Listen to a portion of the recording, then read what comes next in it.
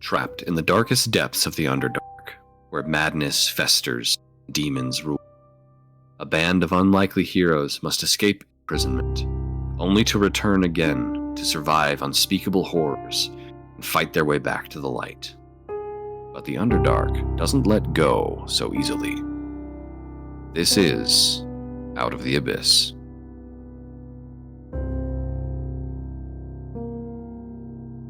Last time, you guys began the planning stages of meeting with the matron mother of Menzo Baranzin and using the disguise capabilities of Frazar Blue.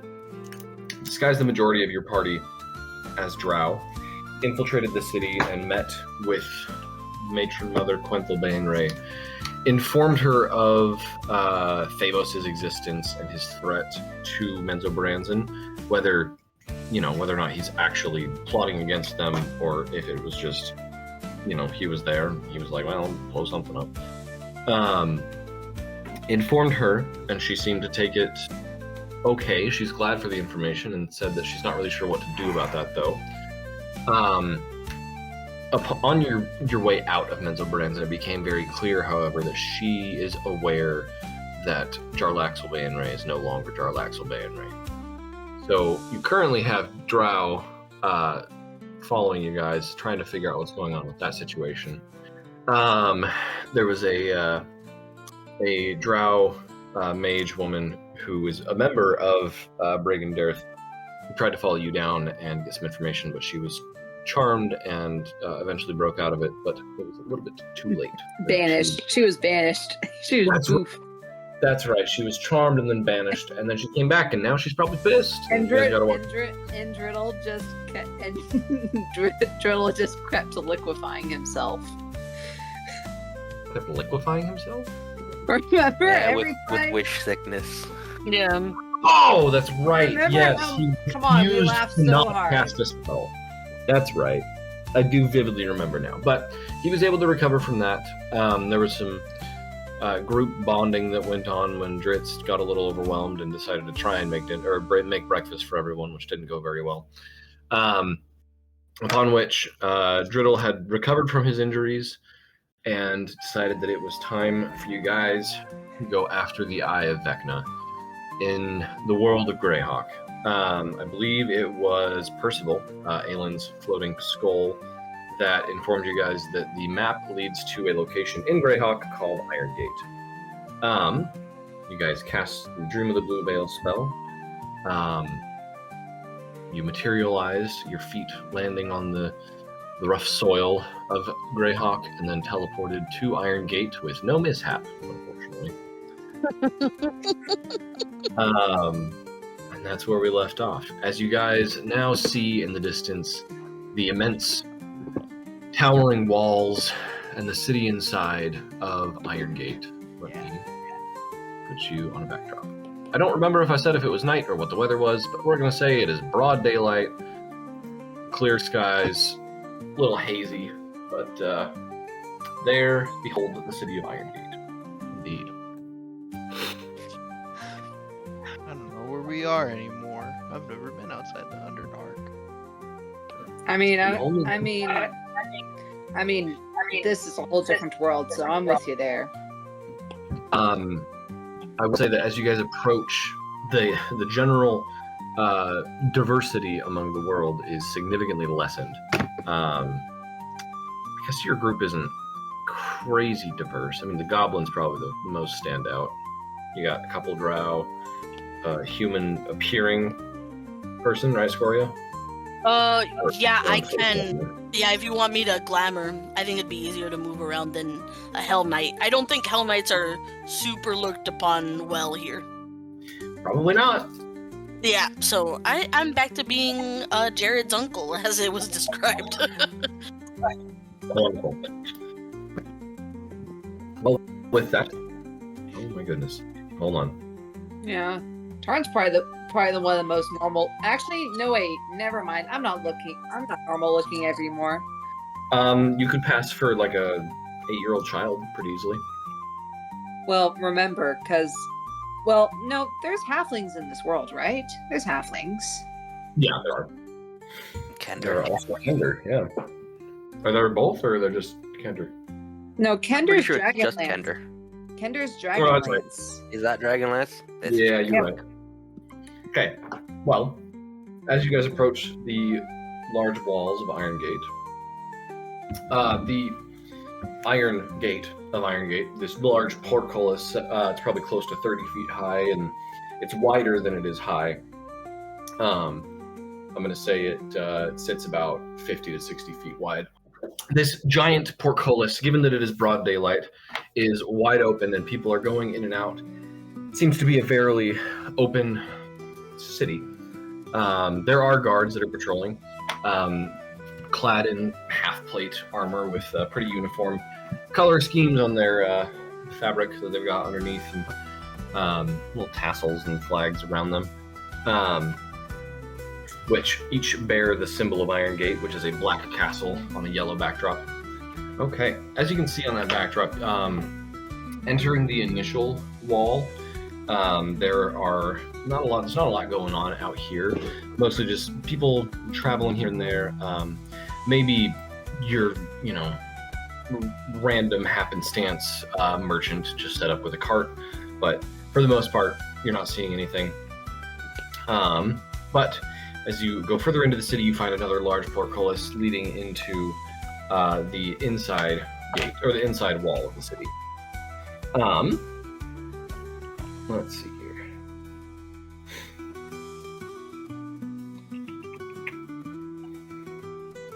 Okay, I guess you guys probably aren't sure what you're looking for right now. We're looking for a dragonborn, right? That's right. Yes, you are looking for One of Aylin's contacts. Yes, Aylin's contact. Do you remember his name? I do. Rivan Turneroth. Yes. He's a con man.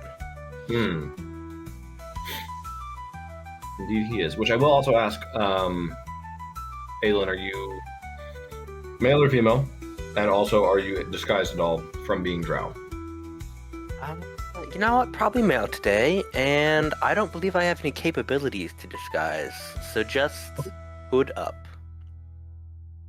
Sounds good, because that sun is pretty brutal on you. I have the eye patch, which makes it better, but it's still not That's great. good.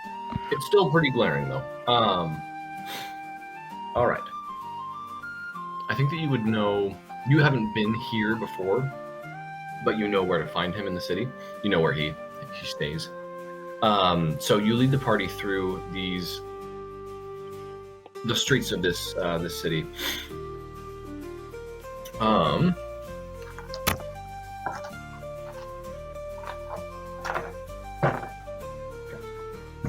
And you're going around. Your whole group is moving through the city fairly unnoticed.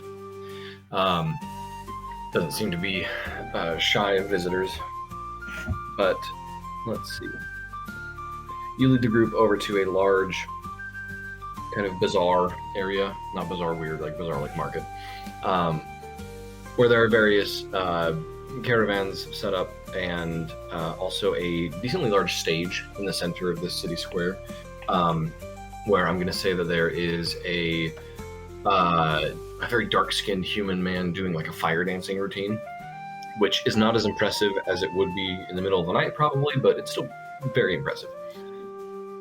Lots and lots of people in this city square though, however. Go ahead and make a perception check, Aylin. You can spot Rivan. 28. Nice. He's not that good at hiding. No, he's not. Yes, about 60 feet to the side of this fire dancer that's set up on this little, it is this slightly raised platform.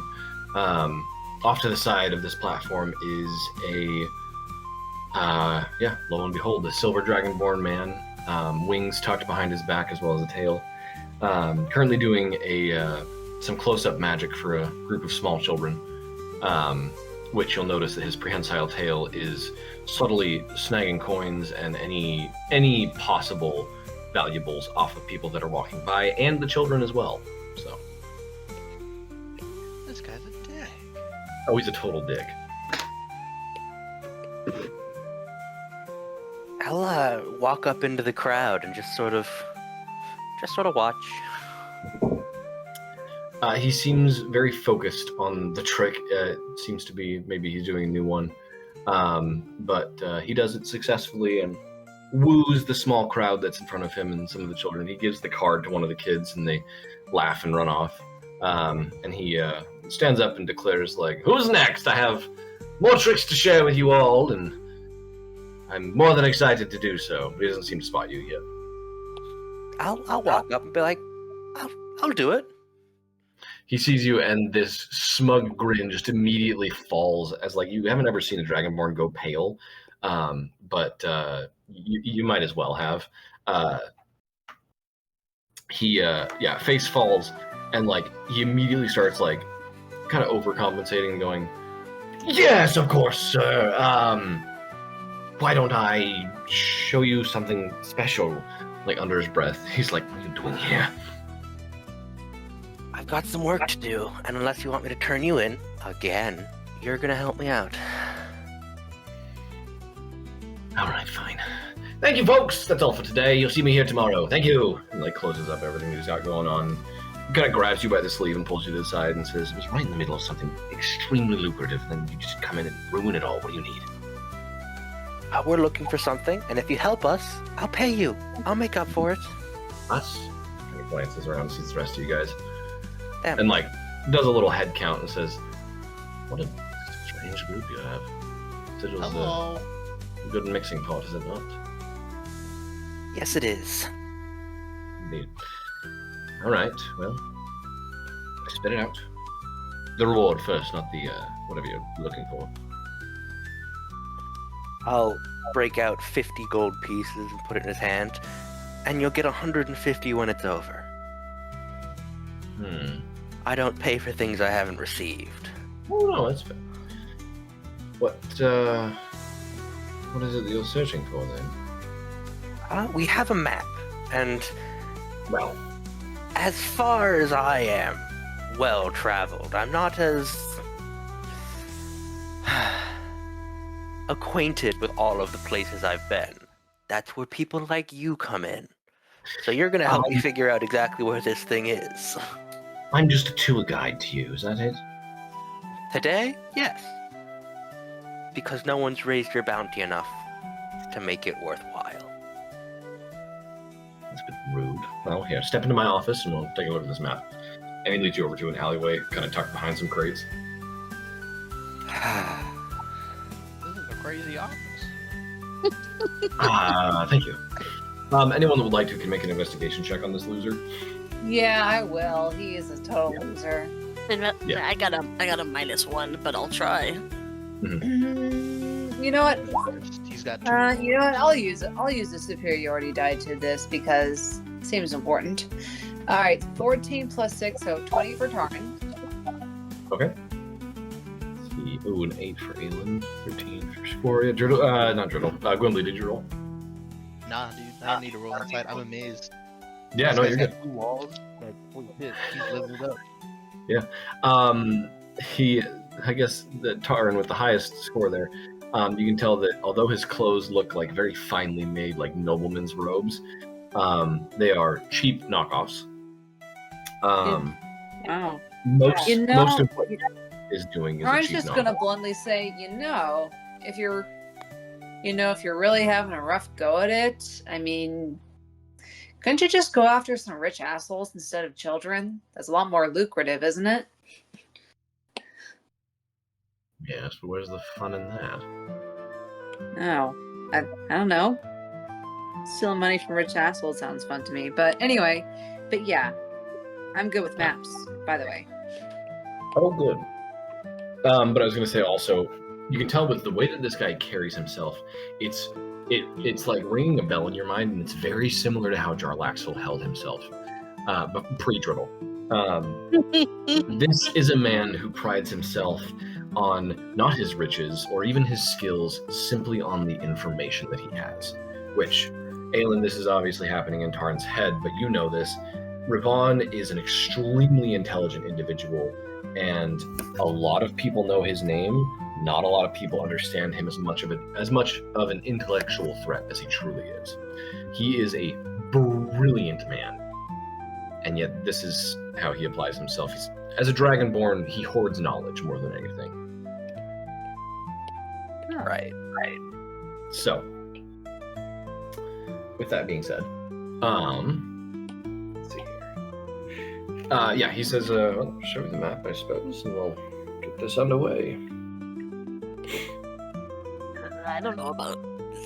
That's your contact. I don't know about trusting this guy.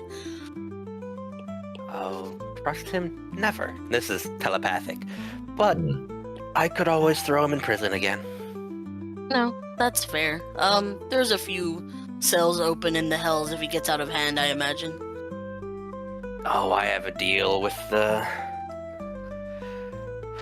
Citadel. If he ever gets too uppity, he goes to jail and sigil.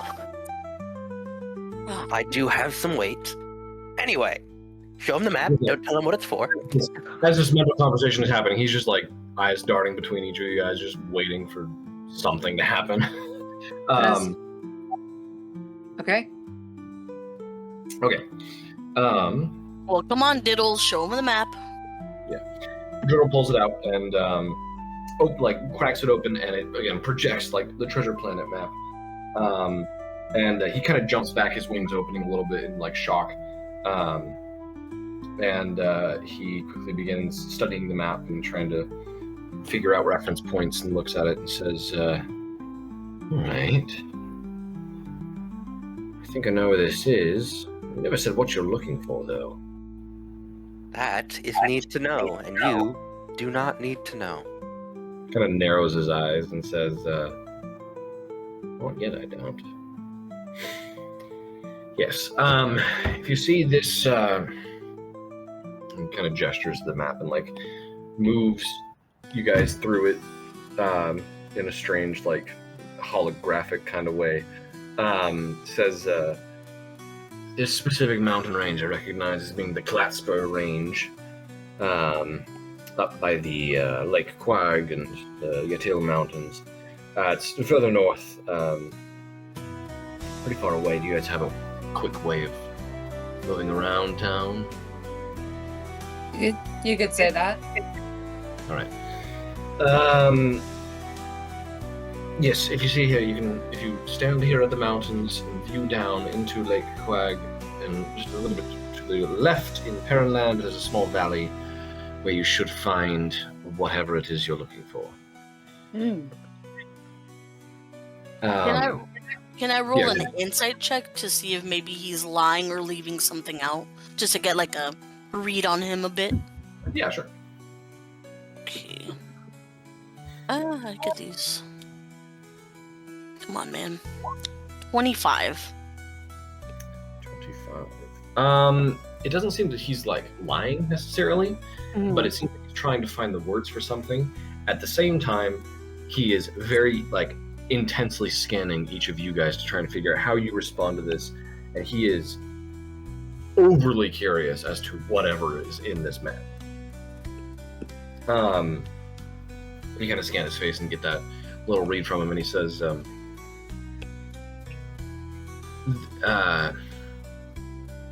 there are plenty of ancient ruins in this area.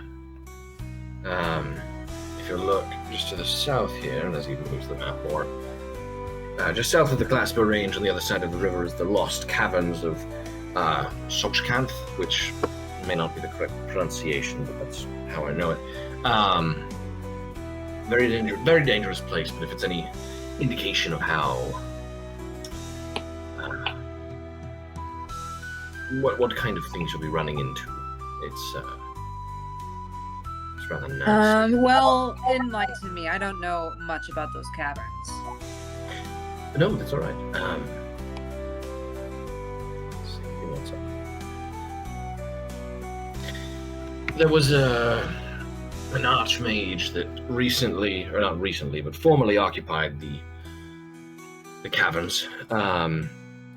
They are long gone, but they're rumored to have amassed a magical hoard of unsurpassed value, and it's unclear as to how far those caverns spread underground, if I had to guess, your map leads to an alternate entrance and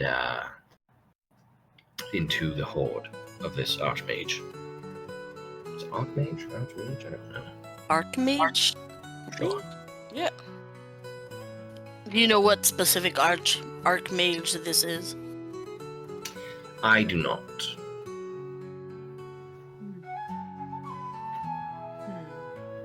I'm gonna make some rolls here real quick. Interesting. Okay. He says, well, if that's all, then I'll be taking my other 150 gold if you don't mind. Could I do an insight check? Yeah. Just as soon as he hands over that map. Oh, he doesn't have it. Driddle still has it, and it's just Okay. protecting it. So, yeah. Good. 23. Yeah, he knows which archmage it is. He was straight up lying through his teeth. Come on, Rivan. You know this doesn't work with me, and you're starting to test my patience. Well, I think the archmage is on a need-to-know basis, and I don't think you need to know. I'll pull out the Hold new on. iron bands that I procured and be like, Oh, Really? Hold on. Aelin, hang on for a second. And telepathically say, if I were to place one of my little handy seals on this person, how much trouble would it cause for you later if he happens to fail? Sorry, before you answer that, he pulls out one of the coins that you paid him with, like scratching his ear, and is like, it's on the tip of my tongue. I can't quite recall what their name was. greedy leech. And Thank I'll you. tell Scoria, yeah, go for it. I can always make new contacts. Maybe not as good as this one, but he's getting too big for his britches. Yeah, then I'll try to place a seal. I'll use one of my seals on him to charm enemy. DC 19 charisma saving throw. That would be a 26. Damn it. Hold on, can I do anything about this? I don't know. I might be able to subtract it off of that. Hang on. Was it Darn one it. of my... Yeah. Hold on, was it one of my little extra things that I can do with the seal? Fool's Doom. Well, this Tarn, doesn't what's up? work. I have an idea. Tarn kind of noticed this little exchange happening, and Tarn just kind of rolls her eyes and puts 10 platinum on the table. Whoa. Interesting. His Am I eyes kind of speaking- widen. Am I speaking a language? Why, yes, you are. And takes it and just like scoops it towards him. I believe. Then tell me who it is. Well, I don't understand why that was so hard, but I believe that her name was Igwilv. Oh, I've heard Oh, of her. crap. Yeah. That was This is her home. Oh, okay. Yes, and you're going specifically to her home. So good luck. Yeah. We've handled some pretty nasty things, but we'll be wary. I'll drop him his 150. It's like, well, it was a delight as always, Ravan. Absolutely, it was. Anything else for you, my lovely Aelin? I don't believe so. Just remember this is... never mind. Now, I'm going to ask you one more time before I do digging of my own. What are you looking for in that cave? And I'll remind you that it's not your business and that you don't want to double-cross me. I'll be I'm not back and I'll pay you no. more gold. You don't. Oh, you'll be back. Great. That's wonderful news. I don't think that you shouldn't be concerned about me double crossing you. It is simply curiosity. And tell you what, I'll even give you a discount on my services. And he slips that 10 platinum back with his hand still over it, and says, I really want to know. Sounds Someone like you like got you, almost all these seems like you got adventurers- kind of an addiction to information. I mean, knowledge is power, is it not? Eh. For your own safety, of course. For my own safety, please, Aelin. We want Don't something do a it. wizard owns. Well, nothing in there is owned by any wizard anymore. Igwilf has left that place a long time ago. Well, then now you know something new, now don't you? Again, his smug little smirk slowly fades, and his eyes start to narrow. You're supposed to be a smart boy. You can figure it out. Quiet, child. Which, Aelin, which wizard are you talking about? Figure it out. He'll No, I give you feel something like- fun to do. No, I fear I did, and I want you to confirm it or deny it.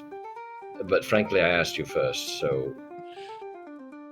Frankly, figure it out. If you think you know, do with that what you will. I think Or- I'll be taking the money and hoping that you do come back and not expecting it. Perfect. That's how we always operate.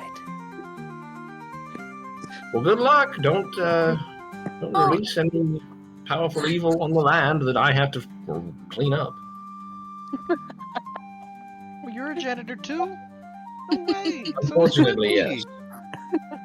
I am a janitor of the waste that people leave that they don't understand is treasure in disguise, my dear goblin.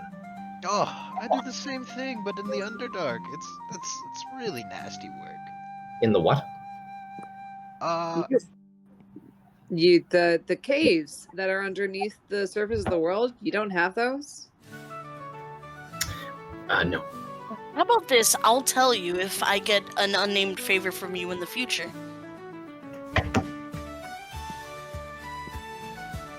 Now this intrigues me. And go ahead and make me another. What's your passive perception? 17? I'm gonna have you make a perception check to see if you can beat his crit that you just made. Oh, shoot. Okay. Well, what's your perception bonus? I should ask. Fucking Well, sticky I'll take a step back. If you fingers. crit, you will notice what he does. Oh, okay. Well, perception, right? Okay, I don't get this at advantage. Correct. So Because his bonus to the skill is insanely high. it's 25.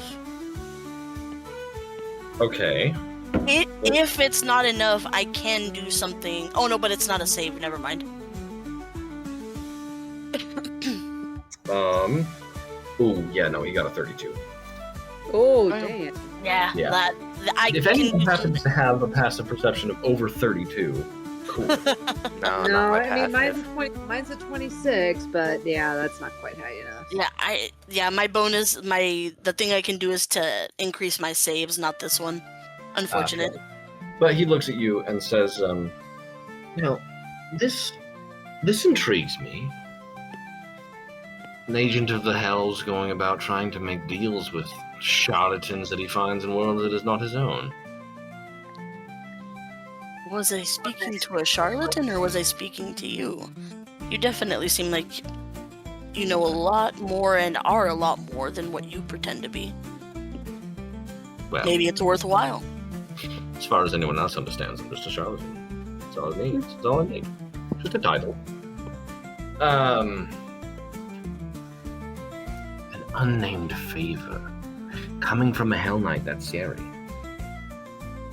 I can promise that it would not harm, that the favor I would ask would not put you in harm's way. Just something useful that I might be able to call upon you if I'm ever in Oerth again. Alright. Sure. Spill the beans. I'll hold out my hand first.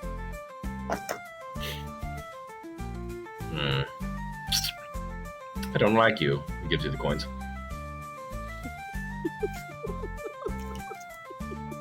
He doesn't give me the coin. He gives me the Oh, he coins. does. Does he shake my hand? Yeah. Were you not asking for the coins? Oh no, I was asking him Oh. to make a deal. Well, let's see if he has better insight than I did. Yeah, he does.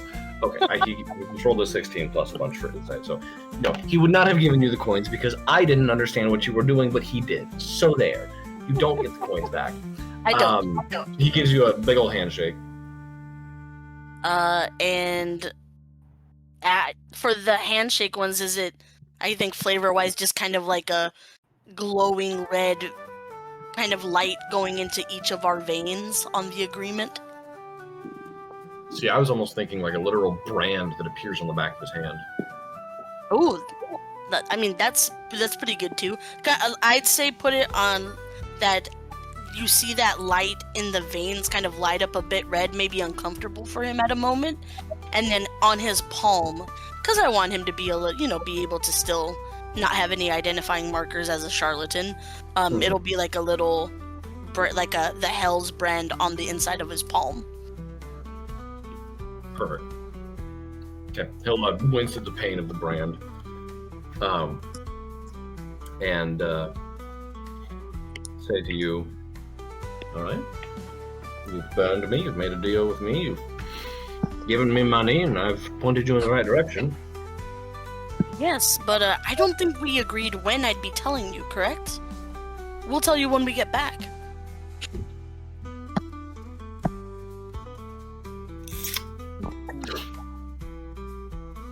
That's fair enough. Game appreciates game. Game recognizes game. I understand. Have a good journey. Don't get zapped. And if you die, Scoria, that just means that the deal is kaput. Oh, well, no. It'll just take me longer to get back to you to complete my end. That's all. At that point, I may be kaput. All right. And he kind of like brushes you off and goes and wanders off and does his own thing. I apologize for the AI usage of art there, but that's the closest I could figure out for him. Well, that's cool. Yeah. Nice. Okay. With that being said, you guys have a direction. He for sure tried to put low jack on those coins.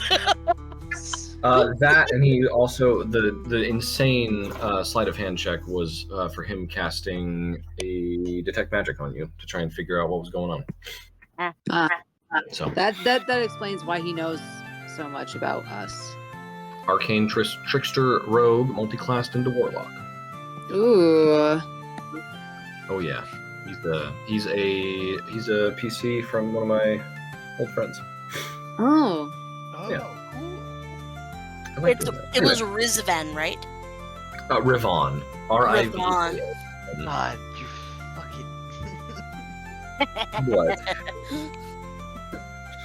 She's got me right. Tarn kind of actually. Rizvan, right? God damn it. Tarn actually kind of smiles and says, "That was some clever deal work you did on your part." As we walk out. Well, you kind of gotta recognize opportunities when they come upon you, and Aelin doesn't make contacts for no good reason. I hope. Looking down at Aelin. He knows everything and everyone. It's just whether or not he'll tell you. Oh, perfect. He's a very stubborn fella. If he wasn't so good at his job, I wouldn't bother. He's helped me track down more than one extraplanar criminal. Oh, I see. And something tells me if things go wrong or we need a speedy getaway or a hiding place, that unnamed favor is going to come in very handy. We're gonna get to see the janitor again? Sure we will, Gwimbly, and I'll You pat know, you on the head. You know what? I like calling Ravon a janitor. It's pretty fun. It's pretty fun. Okay, so you guys can prepare to, I would assume, just teleport over into those mountains. Yep. Okay. Yeah, that was because Driddle was planning. Did we bring over some of Driddle's some Milacrum? I would assume so. Okay. Maybe like I think at least one, right? Can the simulacrums dream? Ooh. That's a good question. Metaphysical. Well, I mean, if you're gonna get that weird about it, elves can't dream either. Why don't they go to a trance? Yeah, but the dream spell doesn't work on them. Because they don't technically sleep. Okay, hold on. Well, Well, you're here now. I mean, if you want to look at it through a scientific standpoint, that technically means they never need to go into REM sleep. Because you only dream when you're in REM sleep, right? That is true. So, That's why they go insane. Because elves are constantly in REM sleep. Okay. That's possible. Right. So yeah, you guys can go ahead and teleport into the mountains that I've already forgotten the name of. Give me one second. It was called. Let me see. It was called the Attil.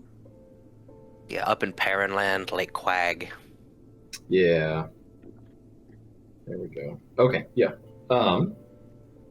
Triddle can have one of his cronies to teleport you guys. However, I want one of you guys to roll me a D100 for a mishap. I want to do it. Oh, you got it. Gwimbly. Oh. We'll let Gwimbly do it. Never mind. Let's Right. let Gwimbly. Give me a D100. You want low numbers. Right. You want low numbers. Give me low numbers. 39. Oh, I was kind of joking. Oh. I think you just killed us. We died. We become insane as per Call of Cthulhu rules. Well, he's Driddle's basing this off of a description. Oh man, if he had seen it casually, it would have been kind of okay. Well, could he scry beforehand? Let me text him and ask him if he would have. I'm gonna say no. Yeah, he's probably gonna say no. I get to take out the trash away from me.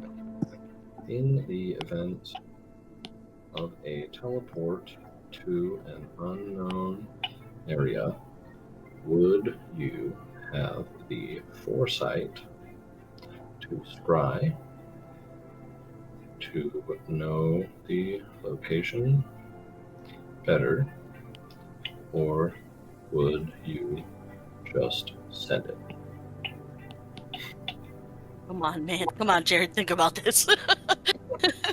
I want you to say that sentence again slowly.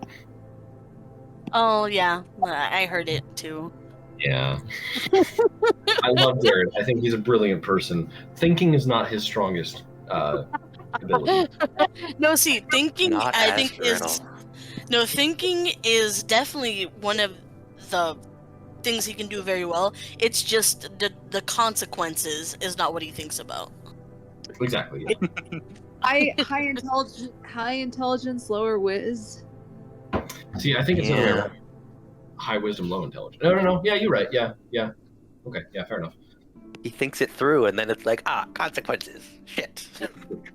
He thinks it through and then kind of stops and is like, yeah, it's good enough. All right. Well, he's not responding. So, how do we want to do this? Because if Trishek is with us, I feel like Trishek would scry, right? I'm back. Well, yeah, but then he would still just be basing the teleport off of the description. Oh, okay, that's fair. Yeah, Dribble would need to be, or his simulacrum at least would need to be the one scrying to see it casually or viewed. Well, see, I would still count that as viewed once, which would have the same table as the description. So we're gonna go with this. As Driddle's simulacrum prepares the teleport spell, he sets everything up, gets you guys in a good little circle, snaps his fingers, and I want everyone to picture what it would feel like to get hit by a bus. But you didn't move. No need. Let me roll some damage. Oh. Oh, wow. Okay, it's a very small bus. Everyone takes 11 points of force damage. Okay. As you feel yourselves teleported directly into a mountain very briefly. which then the teleport almost like glitches and like sends you back to Iron Gate, and then like glitches again, and then I'm gonna re-roll on the table to see where you wind up. How many points you do?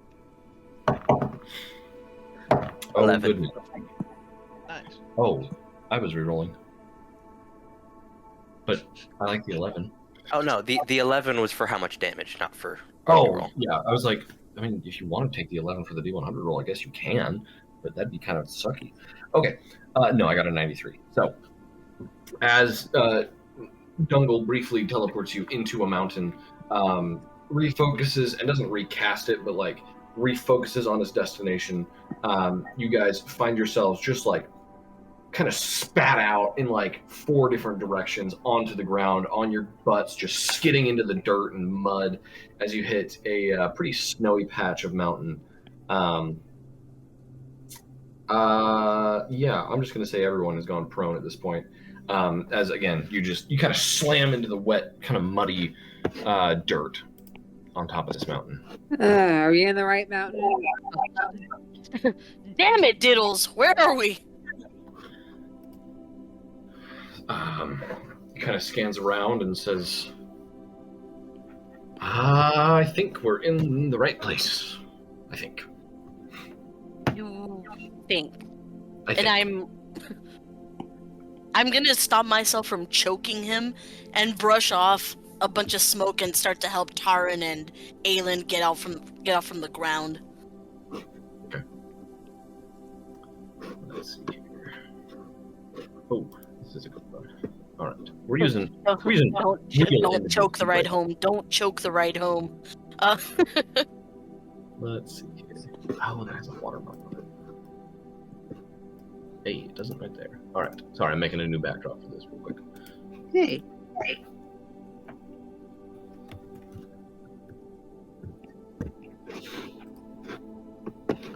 Let's just spit it out into the same time that you guys are.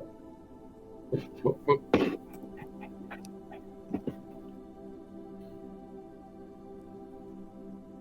Nice.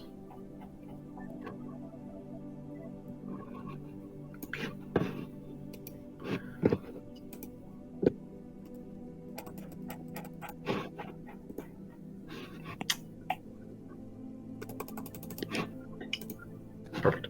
Okay, that's what you guys are kind of looking at. So, I'm sorry, Scoria. You said you were trying not to strangle him, but you did something else too? Oh no, I'm just muttering in my head. Don't choke the ride home. Don't choke the ride home, as I try to help Taran and Aelin up from the ground. Gotcha. Okay. Let's see if I could get someone to roll me a survival check. I'll do Taran, it. that's you. Yeah, because I got a +10. To kind of get your footing and your surroundings straight. It's forest. It's a 14. That's not my best. Could I also roll? Are you trained? Oh yeah, you can. Yeah. I have expertise, yes. Thank What? you. I did not roll well. I am a ranger, so... Dude, I forget you're a ranger sometimes. Honestly, That's funny that Tarn gives off more ranger vibes than the actual ranger. really I'm true. an urban ranger, it's different. Also very true. So you're both hobos. Got it. 23. 23, marvelous. Working together, I'll say, but Aelin clearly with a better understanding of your guys' surroundings. You guys are able to get your bearings, navigate yourself by figuring out where north is. It's still broad daylight, but this is clearly higher altitude. And scanning around, I'm going to say you'd like send Gwimbly up a tree for a moment Scoria has wings. You have Scoria fly up for a moment to kind of get a scope around you guys.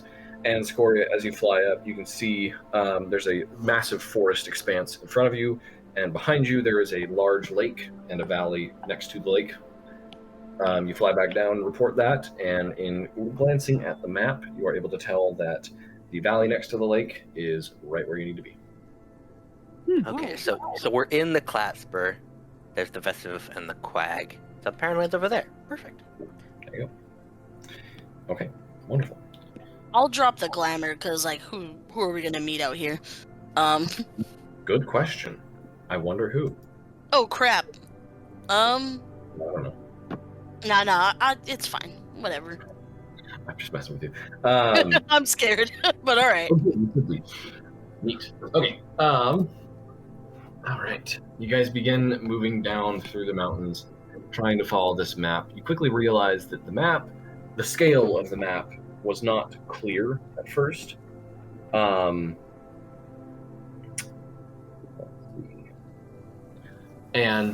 in climbing down this mountain, you guys make a decent amount of progress. However, it's starting to get dark at this point, and it's getting concerning.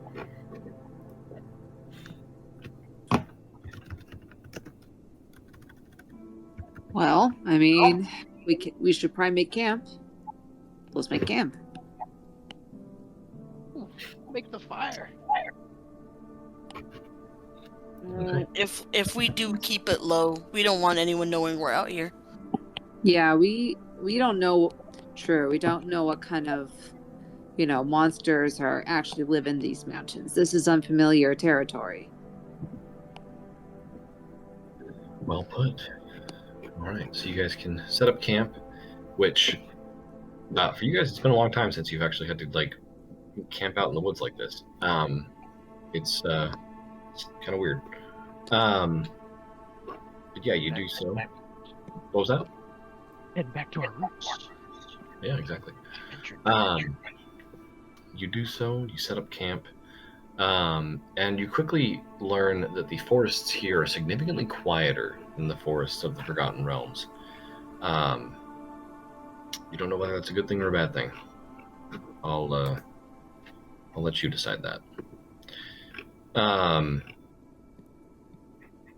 You guys gonna want to let's try and organize some watches here. Oh, for sure. Mm-hmm. I'll take to give the elven people time. I'll take first watch. Okay.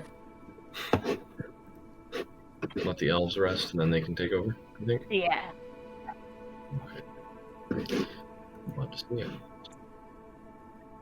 All right. With that being said, I'll do first watch with Scoria too. okay. So Gwynblade Maybe and dip a Scoria little on. bit into second watch. I know that Trishak will volunteer for second watch after he rests. Carl will do third watch. Okay, perfect. I guess Dritz is with you guys too, which he has not been Jim jarred up this whole time. He needs to sleep. Oh yeah, he's a sleepy guy. Okay, wonderful. Yeah, Scoria, I'll take whatever ones we're missing. I think it's just Trishak on the second, and then Tarn on the third. But they are by themselves, so I'll leave that up to you if you want to join in with one of them. I'll join Trishek, and then if Dritz wants to join Taran. Yeah, I'll do that. Okay. Wonderful. So, can I get Scoria and Gwynblade to either roll perception checks separately, or one of you rolls with advantage? Wimbley, is your perception better than mine? I imagine. My perception is a +4. I got a 7. Okay, I will help you. Okay. All right. This is at advantage, right? With his Correct, help. yeah. Mhm. Okay. Oh no. 13. Damn. With Okay. advantage. Nice. I rolled a 6 and a 3. Dude. You and Gwynblade are sitting around, chilling, probably chatting a little bit. Maybe, I don't know. That's up to you guys. Yeah, it's just hey, Wimbley, you were the janitor of the Underdark? Yeah. What a not a great job for someone with your talents. What are you looking to do after this? Oh, it's not a bad job at all. I get to have all the treasure and trash that I want. Sometimes I get free food, and people like me in here. Yeah. You ever think about joining up with a group at all? I know someone like yourself might do well in the Hells, considering how much everyone likes you. The dark? The Dark? Yeah. Well, some are darker than others, but no. I think that's the misconception everyone has sometimes. Well, It's a society like almost any other. well, that's the thing. I kind of like the Underdark. It's dark, it's dimly lit. It's got that cool underground breeze that beats the hot sun up in the surface. You now realize that Well- Gimli was talking about literally dark. Yeah. I'm like, oh, got it. No, well, we don't stay in the Hells, Gimli. Oh, Honestly, if anything, I don't think we do enough work in the Underdark, clearly, considering what this group has done. There's definitely some action here, and it wouldn't help to hurt someone like you. Wimley will ponder for a little bit. Well, hey, Sir Scoria, if we're friends at the end of this, if you ever need a hand, I'll gladly lend it, but I think I got a lot of work cut out for me in the Underdark. That's where my home is, and I gotta take care of it. That's fair, yeah. If we manage to walk out of here alive, I'll definitely need to look you up. Don't gotta look far, just come to the Underdark. Okay. You guys have a decent conversation, but admittedly, your focus is not on your surroundings very much. No.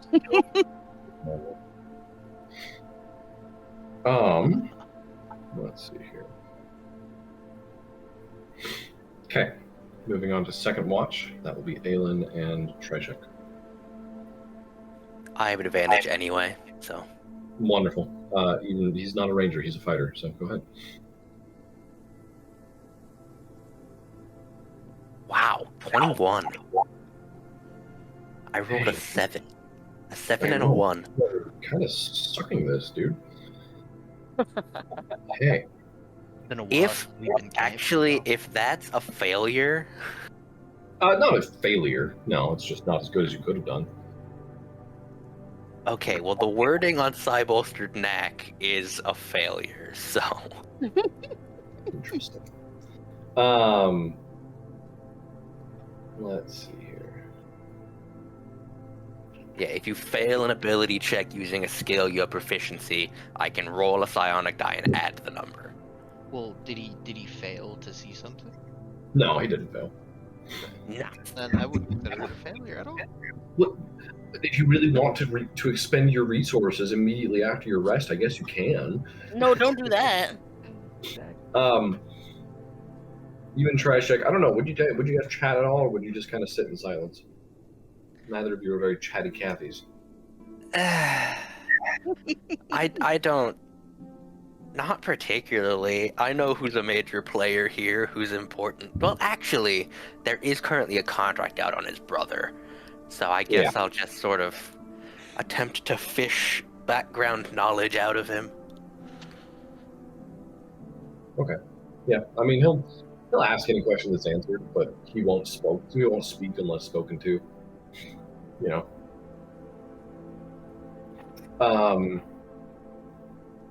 I think about 2/3 of the way through your watch, you just hear movement in the brush or surrounding you guys, but it seems pretty far away. It doesn't seem like it's approaching. With a 21, you don't see anything, I guess. So I guess technically, yes, it would be a failure. Okay, I will Cybolster Knack. Okay. Because I have 12 of these die, and I never use them all in one day. That's true. I just hadn't rolled stealth for my creature until just now, and Oh, God. so. Oh.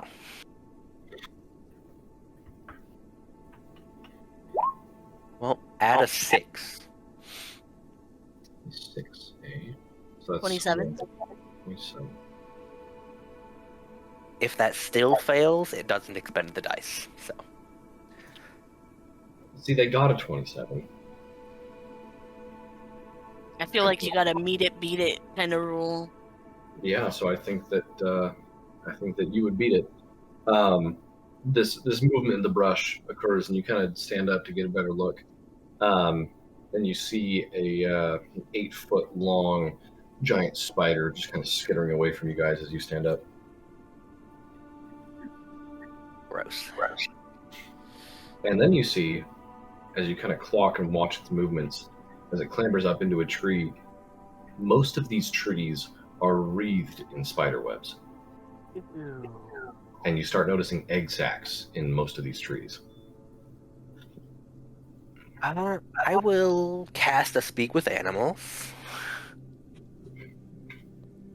Okay.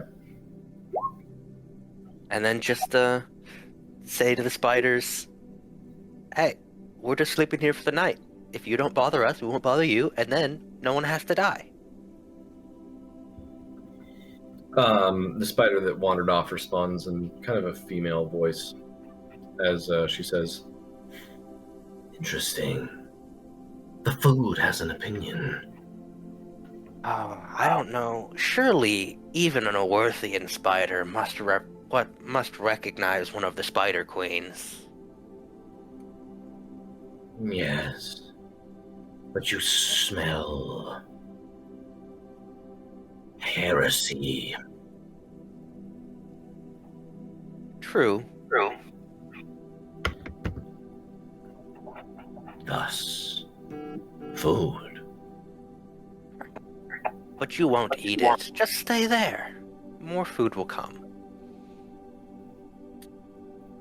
I don't think that she would respond at that point. So, just know of the threat. Yeah, I'll just keep watching the spider. Okay. Yeah, she climbs up into a tree and kind of just pauses and waits. A couple hours pass, and you see a decent-sized bird fly into the web, and she just rips it to shreds. Told ya. Yeah. Okay. With that being said, we'll move on to Taran and Ritst. Taran, Yeah, I'll let them know as we go. It's like, hey, spiders in the trees. Okay. All right. I will roll my perception check. 29.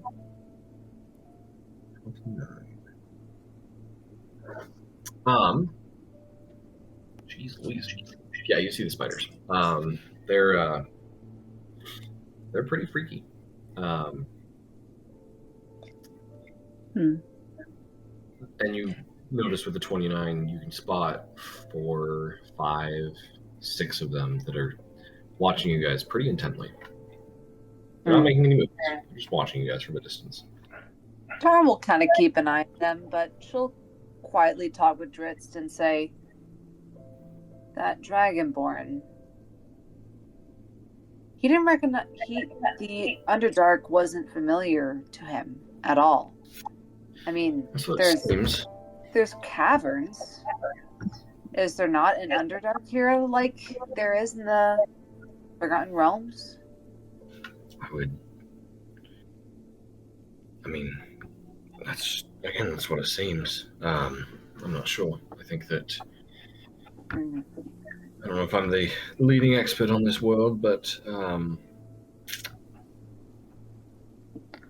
it doesn't sound like it. Which maybe he's just not familiar, and maybe there is one, but it's just lesser known, perhaps. I don't know. You know what? What? I should try and get the lay of the land. You know, I haven't been getting enough use with my tattoo, but Yeah. I want to do something. I'm going to go up to one of the trees nearby. I'm going to touch it with my right arm, and with my tattoo, I'm going to cast Speak with Plants. Interesting. Okay. What are you asking the tree? Hello, tree. We're new here.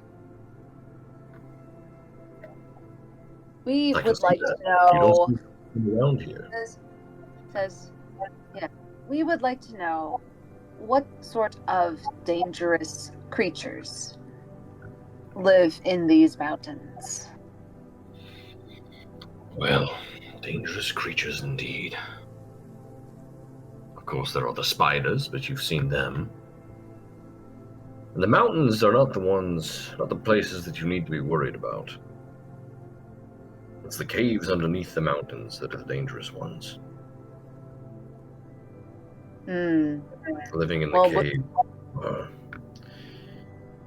giant, lightning-breathing lizards and creatures from whatever dark corners of the hills procured them. We do our best to avoid those types of things, but Yeah. every now and again they'll pop up. I mean, you're a tree, so it's pretty What do you mean? secure. Oh, you're pretty secure on the ground. Well, when you put it like that, I suppose. You're very smart. You're a very smart tree.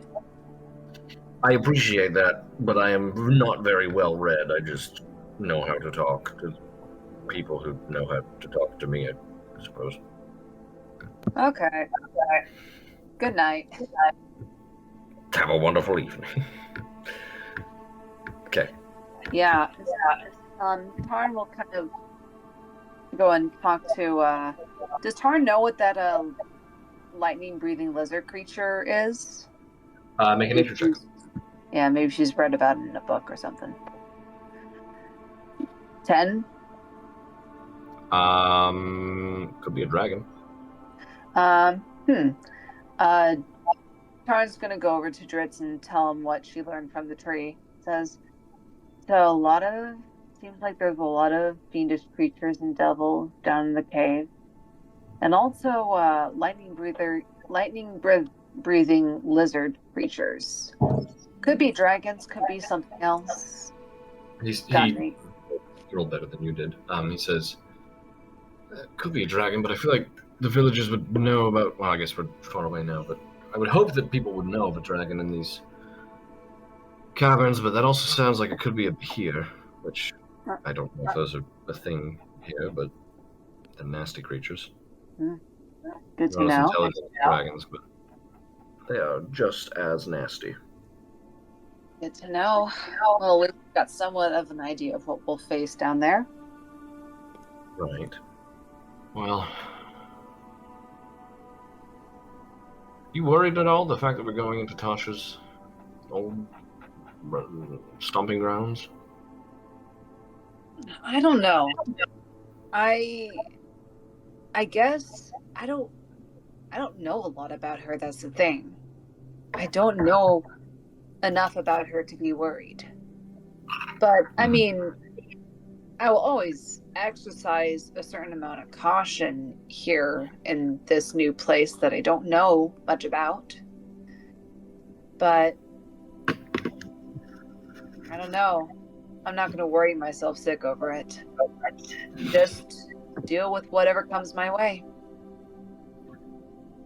I'll look up to you for that. Yeah. What about you? You worried? I mean, no more than normal, but I always like to stay at least a little bit worried so I can stay on edge, you know? If I'm too complacent, then that's when bad things happen.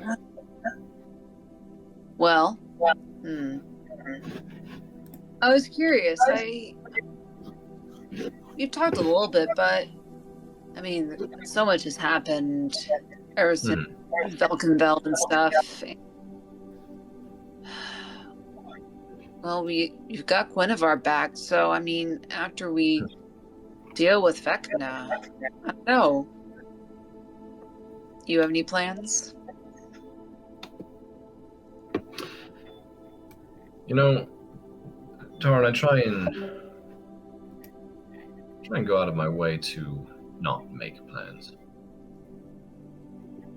I think that there's nothing wrong with making plans, but I think well, maybe not a plan, but no, there's nothing that you would like to do. No. What's those things? I mean, you know, if we get out of this, I mean, I think I might just take a little vacation. Maybe head to Waterdeep. Maybe travel up and down the coast a bit. Nothing. Nice. No more world-shattering. No more world-shattering quests, of course. No, I intend on taking a very long nap. No, I think that there's some people that I want to go see that I haven't seen in a long time.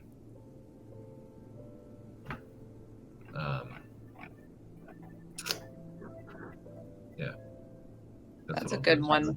Visit some friends. I could say hi to Brunor, maybe. Exactly. Yes.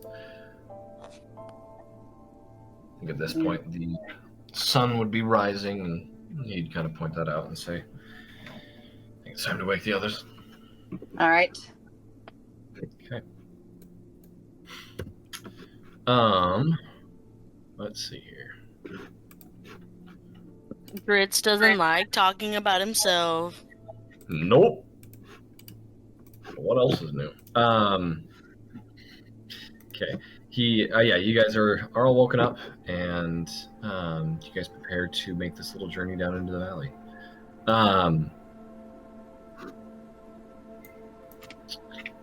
I guess you don't really need a check to navigate because you can see down into this valley that you're going and next to the lake, and you have a map to follow, so I won't require a check. But it takes a good 3-4 hours to hike down this mountain into the valley next to the lake. However, finding the entrance to the caves is what's going to prove difficult for you guys.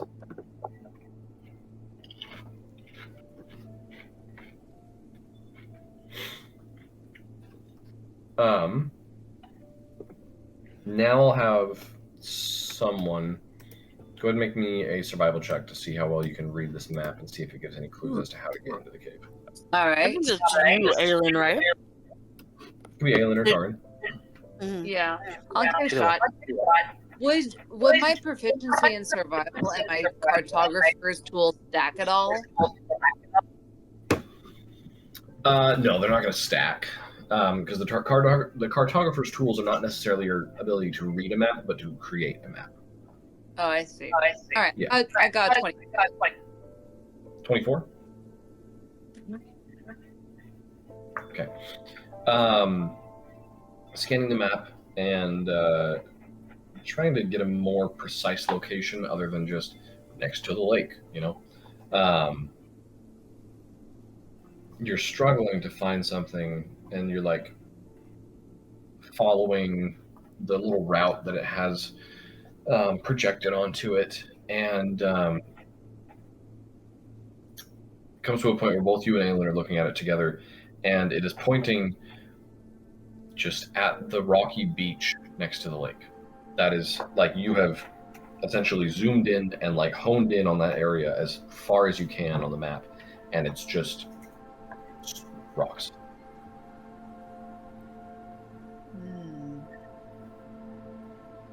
Huh, okay. So it's leading. So basically, where the map is leading us is to this rocky beach. Yeah, you're on this rocky beach, and it's leading you just to. That's it, just a rocky beach. That's all you see.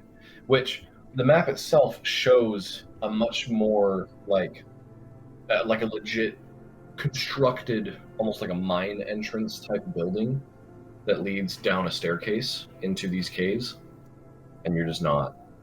It's just not there. What if it's underwater? Yeah, I can check.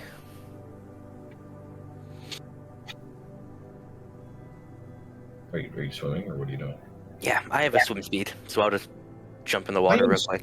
Okay, sure. Because I'm a ranger. Sure. I'll fly over to follow Aelin just in case I need to pull her out if something attacks her.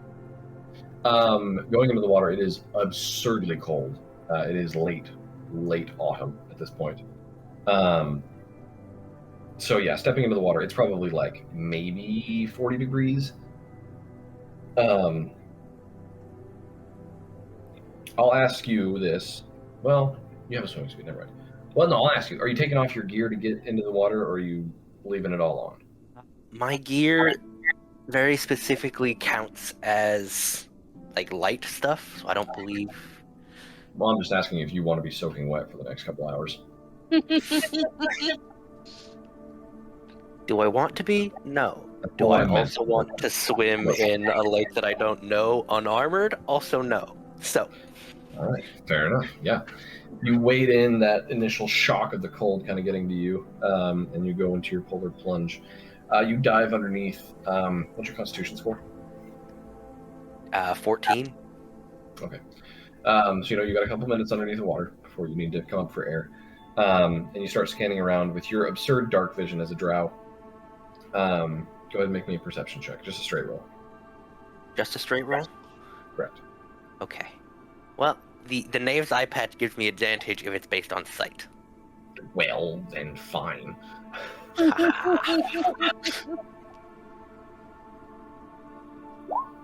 27. Quickly, you're able to spot what you thought was like just driftwood at first, like maybe from a tree or something. But as you get closer and examine it, no, this is the shattered and destroyed remnants of what may have been a building at one point. You see some carved stone that is all weathered and worn and barely recognizable. But with that 27, you spot it. You move in closer, and there's no order to this. It looks like it has been tossed into the lake. Okay, so the entrance isn't here, just the building is. Or what's left of it, yeah. Right. Okay. In the meantime, Taran, why don't you also give me a perception check? As you are Okay. up on the beach, I would assume looking around. Yeah, I'm on the beach looking around. I was going to say, I hope and pray that you're not just standing there waiting for Aelin. Oh no, Taran's not good at waiting. 28. Jeez. Yeah, you start scanning around, and you also start to notice these, again, what you thought was like a rotted log or a branch from a tree that blew over or a weird shaped rock, and you get closer and you realize, no, that's a chunk of wood paneling, or that's a shingle or a tile or something that was put on the roof of this building. And you notice that it's all kind of centralized around one location. And Scoria, now you see this, right where Taran is standing is a very, very faint, perfectly circular charred mark. It's about 20-foot radius. Taran, I'll call out. You might want to get out of the blast radius, and I'll point down at her feet. Mm-hmm. All right, Taran, it's very, very old, and it just looks like the rocks are like stained essentially with this blast. But you also notice this radius, all of this debris and stuff is blasted out at this perfect circle radius. So with that being said, though, yeah, what do you guys do? Aelin will say you're up and out of the water at this point. Yeah, I show Aelin the blast mark. Well, that matches with what I found. The rest of the building's down there. So then obviously the building was here at one point until they got sent sky high. Seems about right. The building, though, there's got to be like some other part of the entrance, right? Well, I mean, staircase somewhere going down. It's got to be buried. Maybe we could just use our knowledge of the terrain, I guess, or I don't know, stonework. I mean, if you want to start digging, that would work too. We could start digging. Scoria will go back into the sky just like about 20 feet up. Do I notice if there's like, okay, so the stone, like it's like a beach, right? Yeah. A rocky beach or a sandy one? Rocky, can you see the backdrop that you're on? Oh, yes. Okay, perfect. So, is there any color-wise? Do I see any like shift in tone somewhere around the beach where maybe something like a door might be hidden? Ooh, make an investigation check. Oh. What were you hoping for? Literally anything but that, because I have a -1, but that makes the most sense. All right. I was gonna say you can see it all. It's just a matter of making sense of it all. Yeah, 7. With a 7, you're not sure. I mean, you've got the blast radius. That's the best you got right now, though. Do you need any help investigating? I'm not even gonna ask you. I'm gonna fly down, grab you, Taran, by the shoulders, and just yeet you up with me. That's okay. Tara's an adrenaline junkie. All right. Yep. It's true. I am. I'm like, wee. Okay, Taran, you fly up. Go ahead and make that same investigation check. Okay. Cool. Because it's funny. My investigation bonus isn't high, but that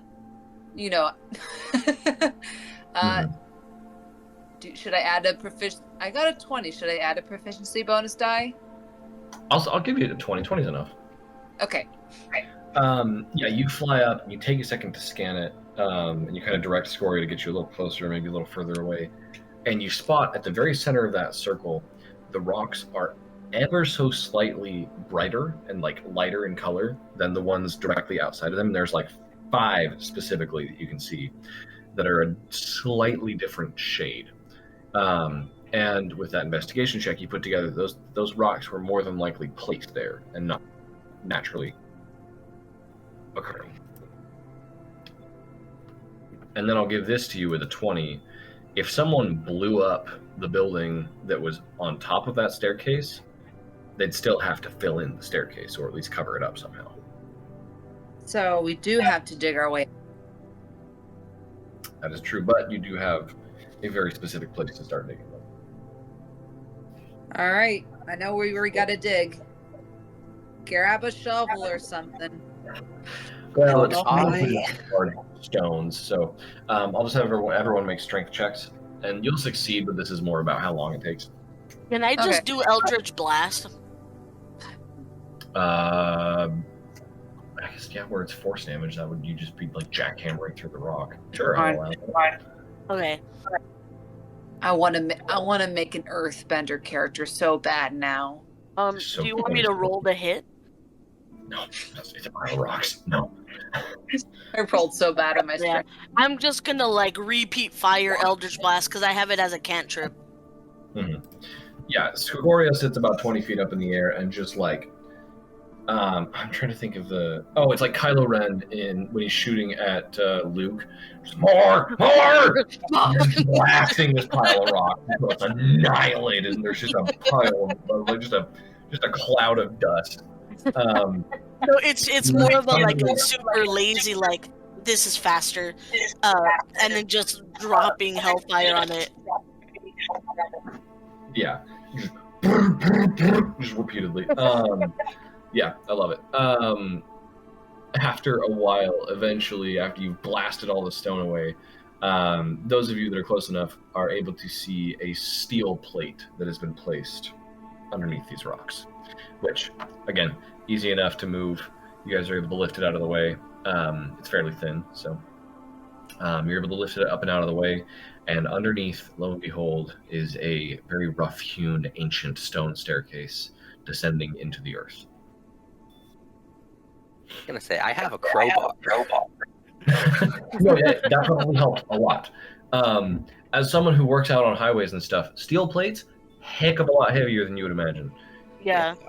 Believe it. We work with steel plates to cover up holes that we've dug in the highway and stuff, and they're about an inch thick. Like, granted, they're like 6 feet by 8 feet, but like they're like 1,200 pounds. They're no steel joke. that heavy is steel that thick is always heavy. Oh yeah. Yeah. But you guys are also level 17 characters, so whatever. You're essentially gods. Okay, so you guys move that plate and reveal those stairs, and I guess you descend. Am I correct? Before that, can someone much more competent than myself look for traps? I'll do it. Okay. 32 to find traps. Do I see any?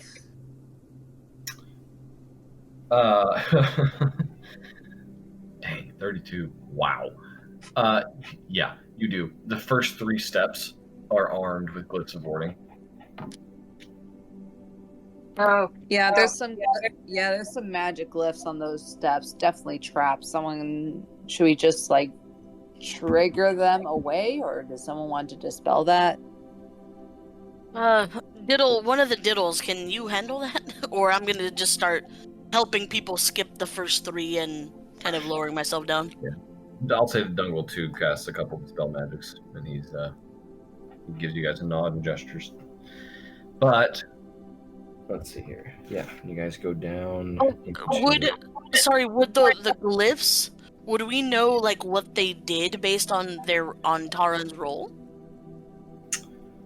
I don't know magic. I just know I just see them that they're there.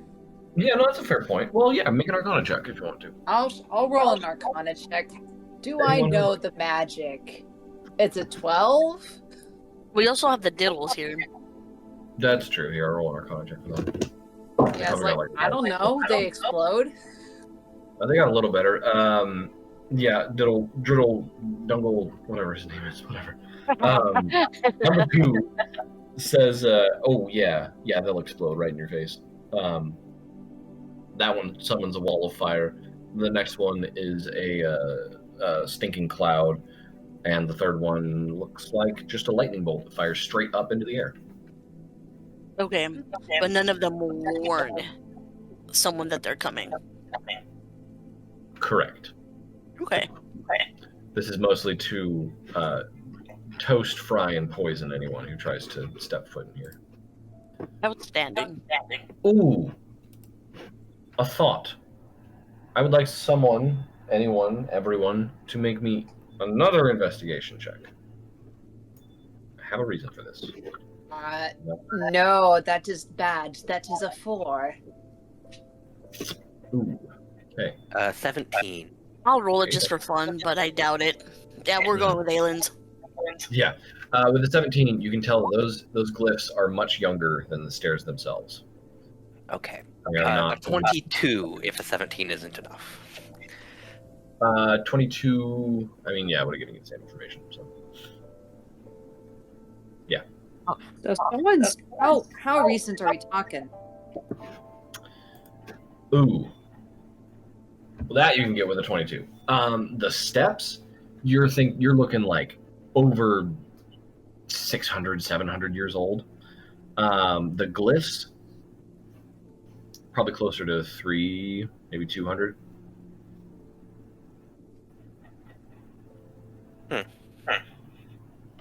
Indeed. Let's see.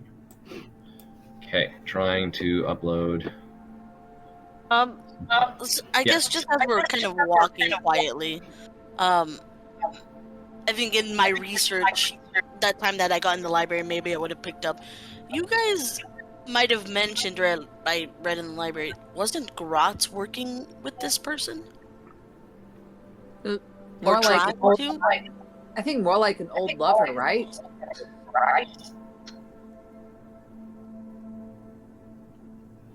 Any chance think we you're run right. into a plan Grotz laid out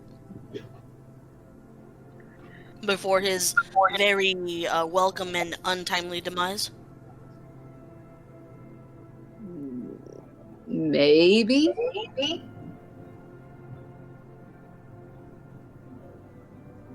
Okay. 200 years ago, perhaps. It's possible. Okay. Taran, you can go first. All right. I'll do that. Okay. Taran just shrugs. Okay. I love it. She'll just take oh, there's something I have. Taran will just take one of her +1 shores and just kind of tap the ground before her every now and then. Mm-hmm. For the most part, once you get into the this dungeon, it's significantly safer. I will say, once you do step down the stairs into kind of the main halls of these just ruined stonework dungeon halls, you find quickly that there are sconces on the wall that do not have torches, but instead have crystals.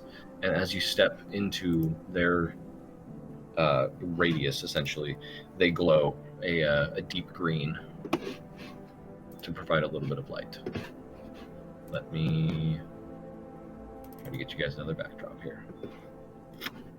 There we go.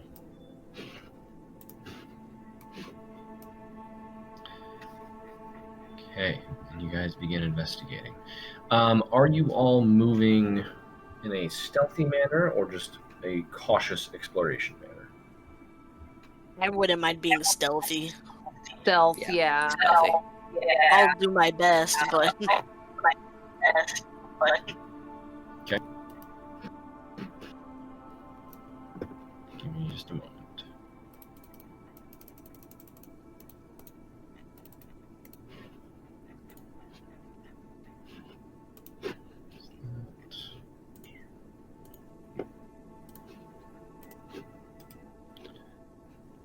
Okay, I'll give you this backdrop. Okay, yeah, everyone go ahead and make stealth checks. Marvelous. 37, Aelin. Jeez Louise. I rolled a nat 20. oh, mother of God! Dude, you're killing me. Tar- Like, those balance out. Plus Tarn, give me something good. 9, Tarn got a 21. All right. You guys descend down this staircase into these tunnels, and you quickly find that, like I said, these tunnels are extremely dilapidated. They are falling to bits. It's very clear the age that these tunnels have gone through. Let's see here. Where do you all enter? the harmless route with no traps. Ah! That's really funny, dude. No, I think you'd enter. Oh yeah, right there. Perfect. I'm gonna navigate this maze, this cavern through Theater of the Mind, because the map that I'm using is from the early '80s. So Oh, nice. yeah, I'll tell you more about this after the session. Hell yeah. You guys descend down the staircase into a small square corridor where you have hallways that extend in front of you and to either side. Each hallway is equally lit by the glowing crystals. It's difficult to see anything down the hallways, but I'll let you guys choose which way you want to go. Ooh, okay. I'll look at the two people in front of me and which way are we heading? Okay. Well, we gotta do some scouting. I'll kind of go over towards the left. What do I see?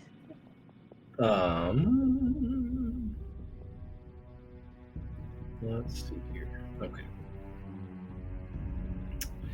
To the left. This cavern, or this tunnel, kind of weaves around to the left and to the right, and you come around a bend, and you can see a much larger cavern off in the distance. Cavern, dungeon room, I guess we could call it. Let's see what you would see in that room.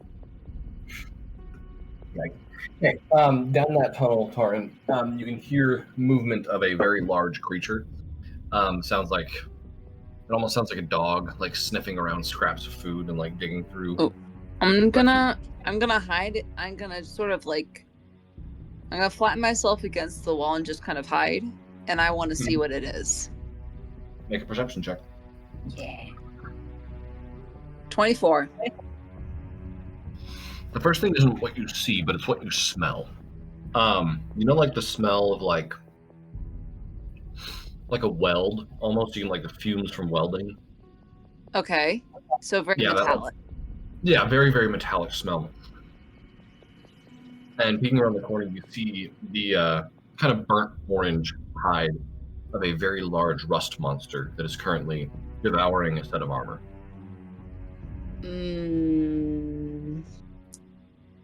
Is this just a big wide open space, Erickson, like leading into these paths? Let's see. This is it's a large, irregular cavern. Okay. There's bodies of former maybe adventurers in this cavern, but it seems to be just kind of I mean, it's hard to tell what the room was used for. That's so long ago, but it may have at one point been a very put together room. Question, DM. Would I know? So I think Tara would already know that like rust monsters, they rust metal. But would they be able to rust magical weapons and armor? Or is it just mundane? Make either an Arcana or a Nature check. I need to double check. I mean, I'll do. I mean, it's the same thing. I'll do Nature. 9. I don't know if you've ever come across a rust monster before. I don't think we have. Not in this campaign. No. So you see it, and like immediately your first thought is like, oh, it's an Umber Hulk, because you've seen those before. But then you realize it's not. It's a rust monster, which you know about. Like I'm sure that your grandfather has written multiple stories about encountering these guys because they're not, unheard of. But I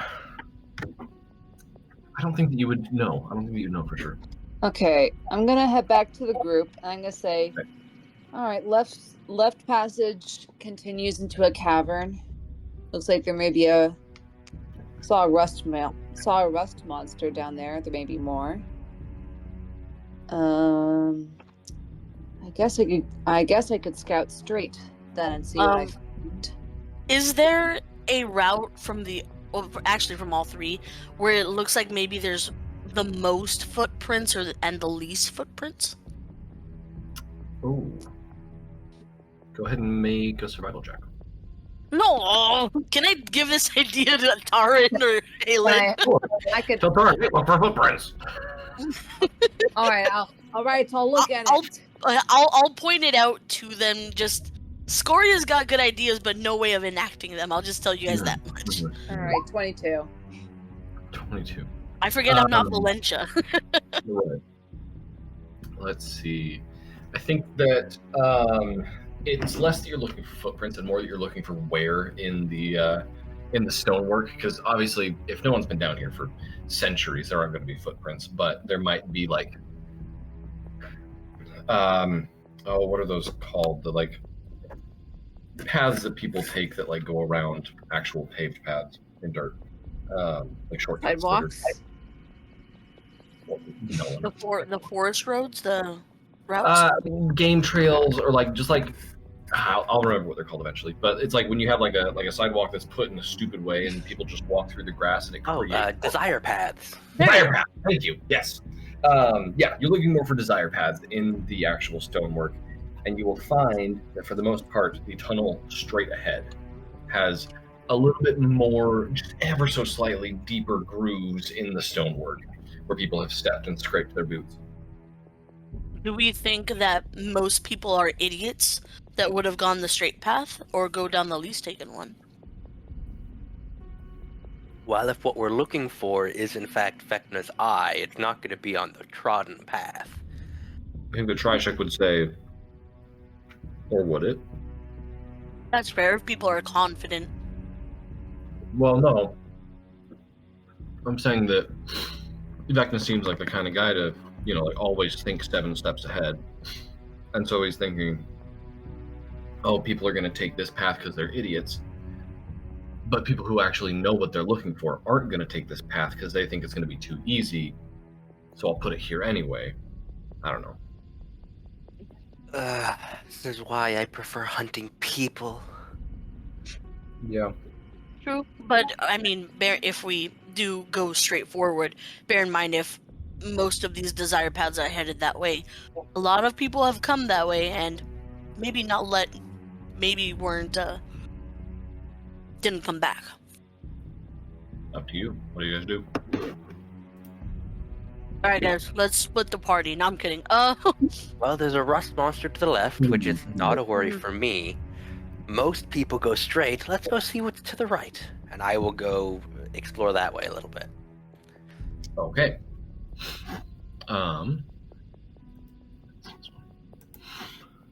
Okay. You turn right. And you very shortly enter another slightly smaller chamber with 4 additional cavern or tunnels branching off of it. But you can either hear or see. Let's see what's in that room around the corner. Ooh. You can see some luminescence coming around the corner of one of these tunnels. Is there really quick to Driddle? Can you pull up the map? I just want to see if anything changes in the map since we're here. Ooh, interesting thought. Sure. Yeah, I'll say that he opens it up, and indeed, it projects a simple 2-dimensional image of the map of the tunnels, the caverns that you're in. Let me send a screenshot to you guys. That's a very good thought.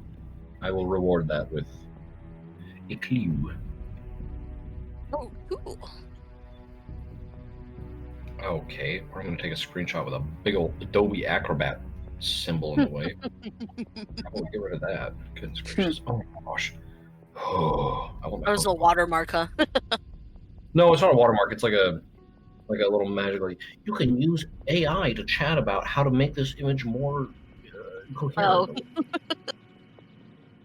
So, with that being said, you guys started out in Chamber C at the very, very bottom. And Aelin, you are now listening and hearing or seeing that little luminescence coming from Cavern 15, but you're in that little chamber with the 5 branches coming off of it. The rust monster was in room 14. And I will say that the map highlights your target in the center of that circle in Area 20. It seemed forward is the most direct path, but it's just up and there and then to the right, I imagine, kind of looking through this map. Mm-hmm. I don't know how to trust how direct this is, but... So where are we now? C. At the very bottom. Yeah, so you started in that room C. Tarn, you went off to the tunnel to the left. So, I see. Rust It was in goes area towards 14. I see. Yeah, that's where the rust monster was. Yeah. Well, now that we have a map, that central area 20 looks promising. I'd say we go the straight route. Go towards the center. That might give us options. Yeah, I'll just come back and be like, that way was no easier. 4 other split offs. It's just, Yeah, I think Well- we're looking at this map here. Okay. I mean, Well, let's- Taran, how big are the hallways, tall-wise and lengthwise, Erickson? Width, they span about 5 to 10 feet, and height, I'll say they pretty consistently stay about 10 feet high, give or take any kind of erosion or even collapses that have happened. Well, so are we carrying this map with us, or do you want me to copy it down onto some parchment? I mean, that's up to you. This is the projection from the puzzle ball. It's now zoomed I in. see. Now So we've got it. So we're carrying it around anyway. Yeah, I think if Driddle, we'll kind of flavor it that Driddle has it out, and we're following it there. You just got he's just carrying a little projector around as we navigate. Yeah. Okay. All right. Well, if you guys all want to go through the direct way, Scory's gonna take out a sword and swing it and hold it at his side. Then let's get going. All right, let's go straight, and then Okay. let's go. And I'd say let's go left at the next fork. Okay, so you're just heading to that bottommost 19. Yeah, basically. Sweet. Okay, let's see here. Can any of you just check for traps as we go along? I don't. Sure. Is it still very quiet in here, Erickson? Yeah. Every so often you'll hear like shuffling, or like maybe a rogue critter might make a sound, or like a drip of water from the ceiling. But in general, it is pretty disturbingly quiet in here, yeah. It's a hair unsettling, is what it is. Yeah. I'll move behind them, just kind of keeping an eye on the back, because I don't like maybe if someone followed us. I don't know how they would, but something feels weird. Okay. Let's see here. Switch the music.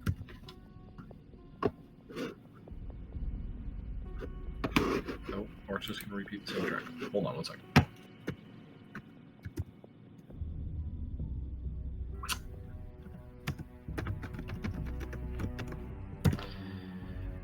All right. Scoria, if you... Oh, dang it, that one's not available. All right. Scoria, if you were hanging towards the back of the group, keeping an eye out, go ahead and give me... we'll make it a perception check. Okay. Oh, damn it. 13.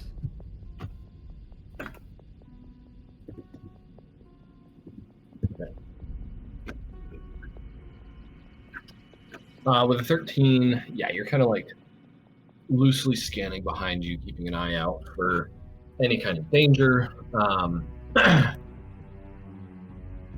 You feel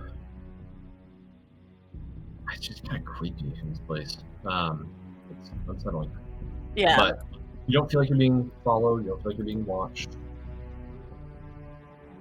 And yet, a part of you knows, like, that feels like wrong. That feels too easy. Mm-hmm. Like this has been so far very easy.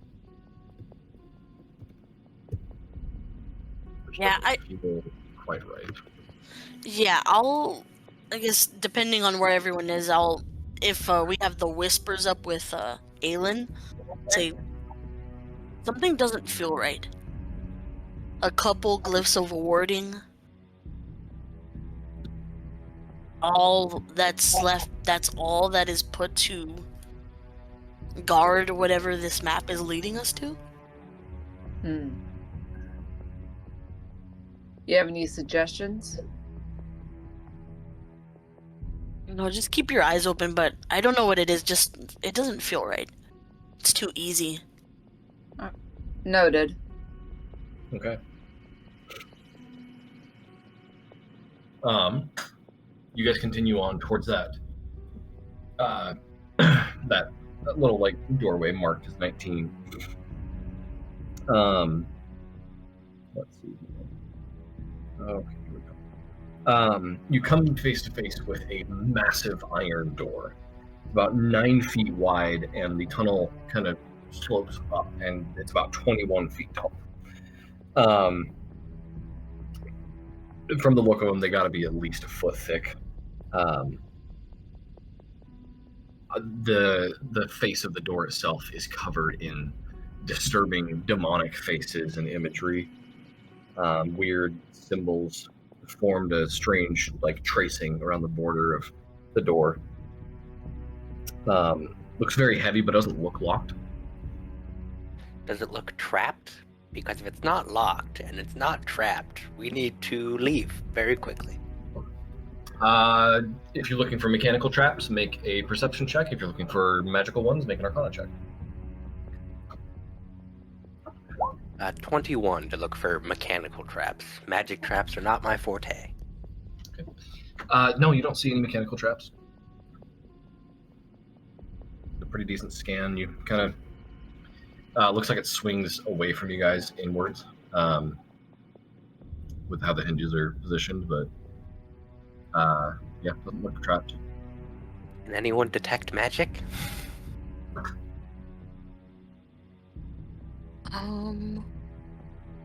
No, we usually depend on the diddles. Yeah. I mean, they can. Should have brought Ravon. No.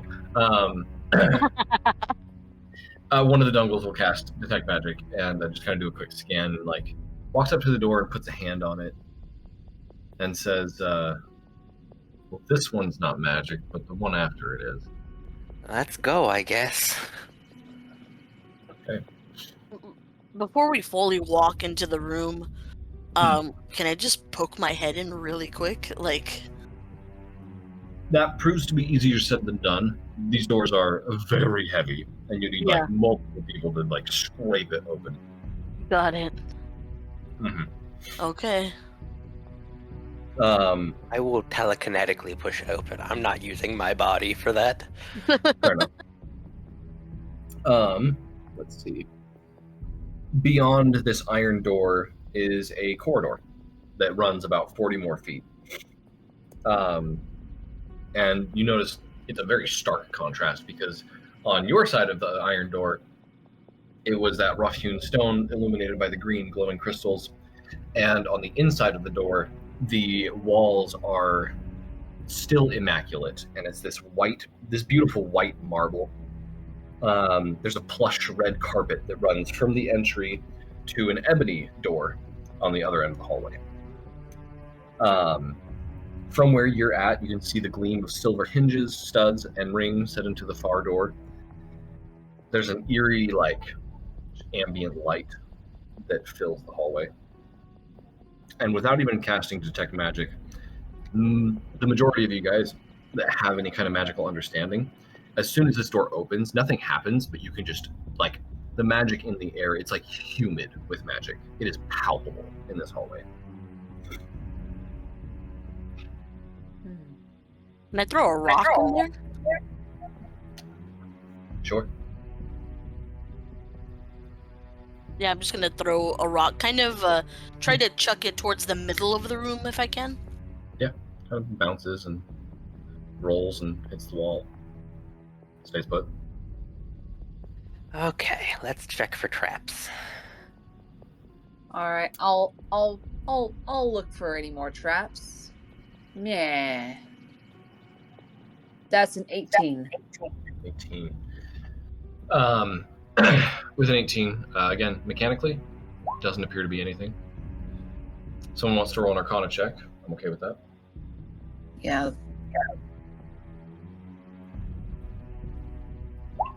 Hey, a dirty 20. Interesting. I'm going to treat this kind of as a Detect Magic. Obviously, there's magic in the hallway, and there is a trap in the hallway. But it's on the door, the opposite door, the black wooden door. And it's giving off very distinct, divination vibes, which is strange. Ow. Maybe it's divination. Maybe it's maybe it's something watching us. Well, considering that Maybe. you two have been doing, we kind of need to keep at least the 3 of you guys safe.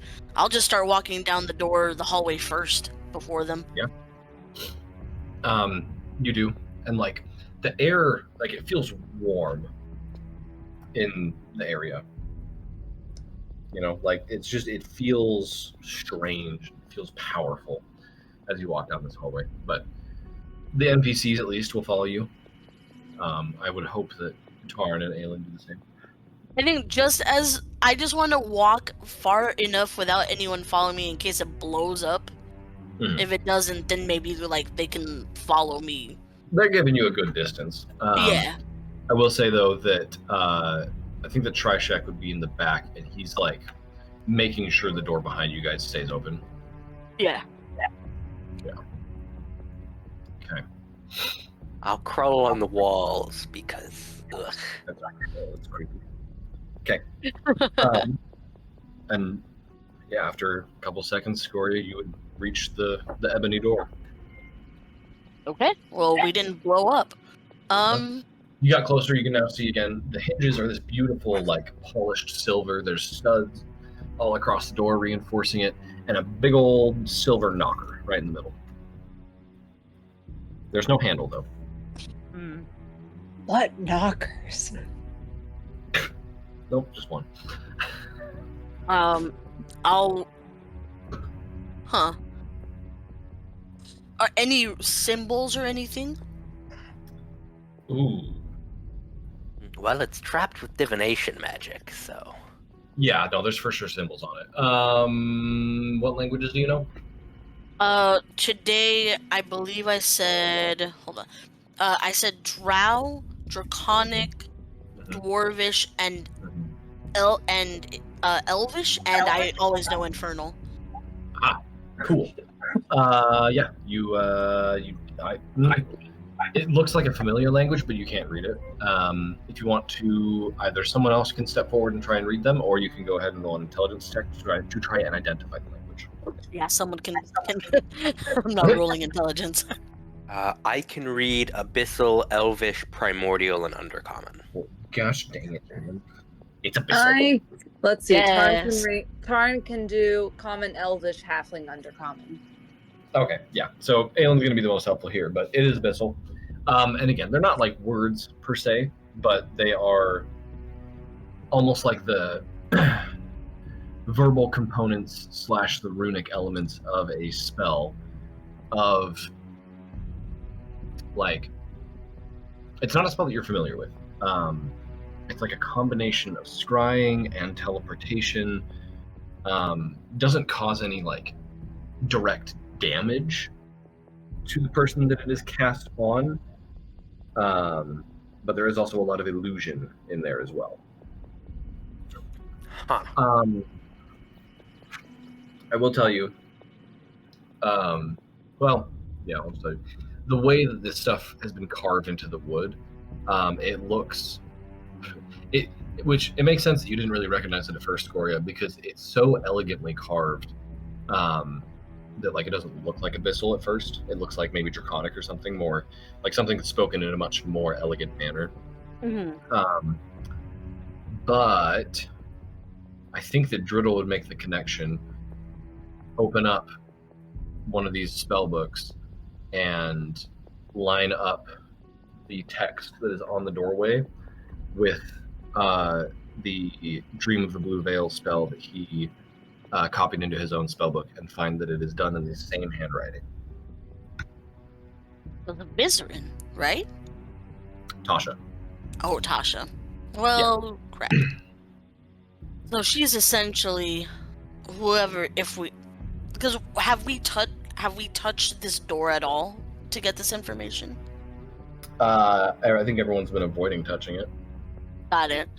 So chances are, yeah, chances are, if we touch this, that scry comes into place, they'll know exactly who it is. And if it's teleportation, you said, we might, Yeah, there's some room for that. we might not be sent somewhere pleasant. I don't imagine there were other entrances to here as well, right? What are the chances that they're all this kind of door? No idea. We can check. I think the Trishak would pipe up again, and say, are we sure that this is Tasha that did these spells and not Vecna? Because if it is him, well, hold on. He doesn't know where the eye is, does he? You all tell me. What did he say to you? I mean, if he did, he'd have it at this point, right? Most likely, yeah. Well, assuming he doesn't already have it in the few days that it's been. So, I mean, as far as, like, him knowing, we should be fine, right? Can I insight check, try check? Yeah. What are you trying to determine? If it's him, Mm-hmm. a dirty 20. 1 sec. Find something. Like, I feel like I've chatted with him a little bit, right? But he seems a little more... pushy, like more inquisitive than I remember. Ah, I see. You said dirty 20? Yeah. Yeah, he does seem a little bit more pushy and inquisitive than normal. He's normally like hanging to the back of the group and just like he might throw in something here or there, but like, yeah, he's been a lot more vocal recently. Like, especially once you guys got to Earth. Yeah. Yeah. In Drow, I'll mutter to Aelin, can you set something up between just you and I? With the whispers, I have to relay it if we want to talk to somebody else. It all goes through me. So. Oh, okay, cool. You say that though, and like again with your passive perception, you see Dritz just like kind of perk up and hear that, and like kind of narrow his eyes in suspicion, but he'll let it go. Tarn, I feel like Tarn would also understand some drow since she knows both Elvish and Undercommon.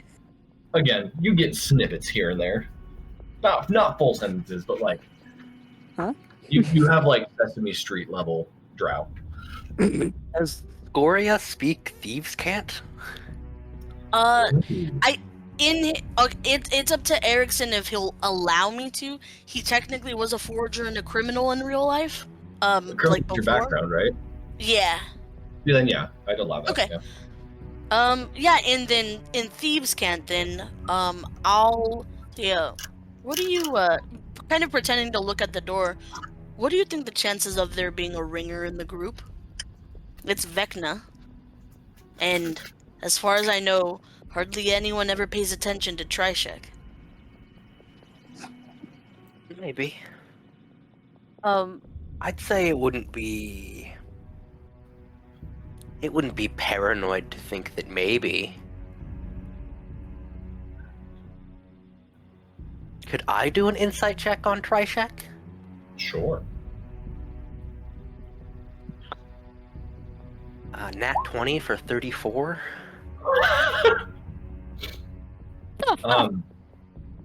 Jeez, dude.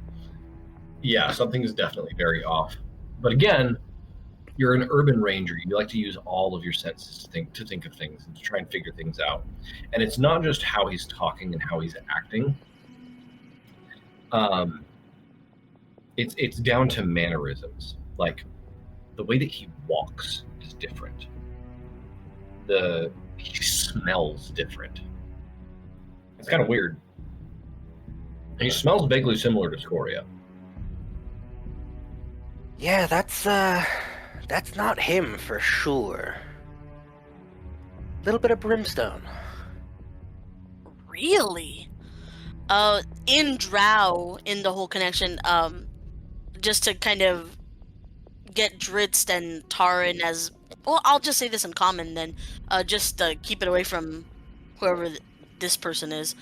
Perfect, does speak common. So. Perfect. I'll let them know kind of the suspicions. Go, anyone know a really personal question to ask him that maybe only you guys and the group would know? I don't. I think we have a ringer. And I'll relay this to everyone telepathically. Yeah, so it's just to who we want it to go to. Yeah. Just act natural. Keep looking. Does anyone have any ideas for a good anti-mole question for Thavos? Or not Thavos. Whoa. Not Thavos. Trishek. Sorry. Trishek, what's my hear me out?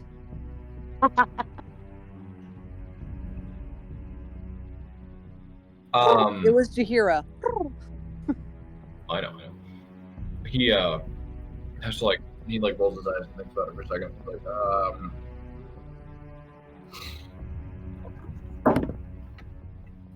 It was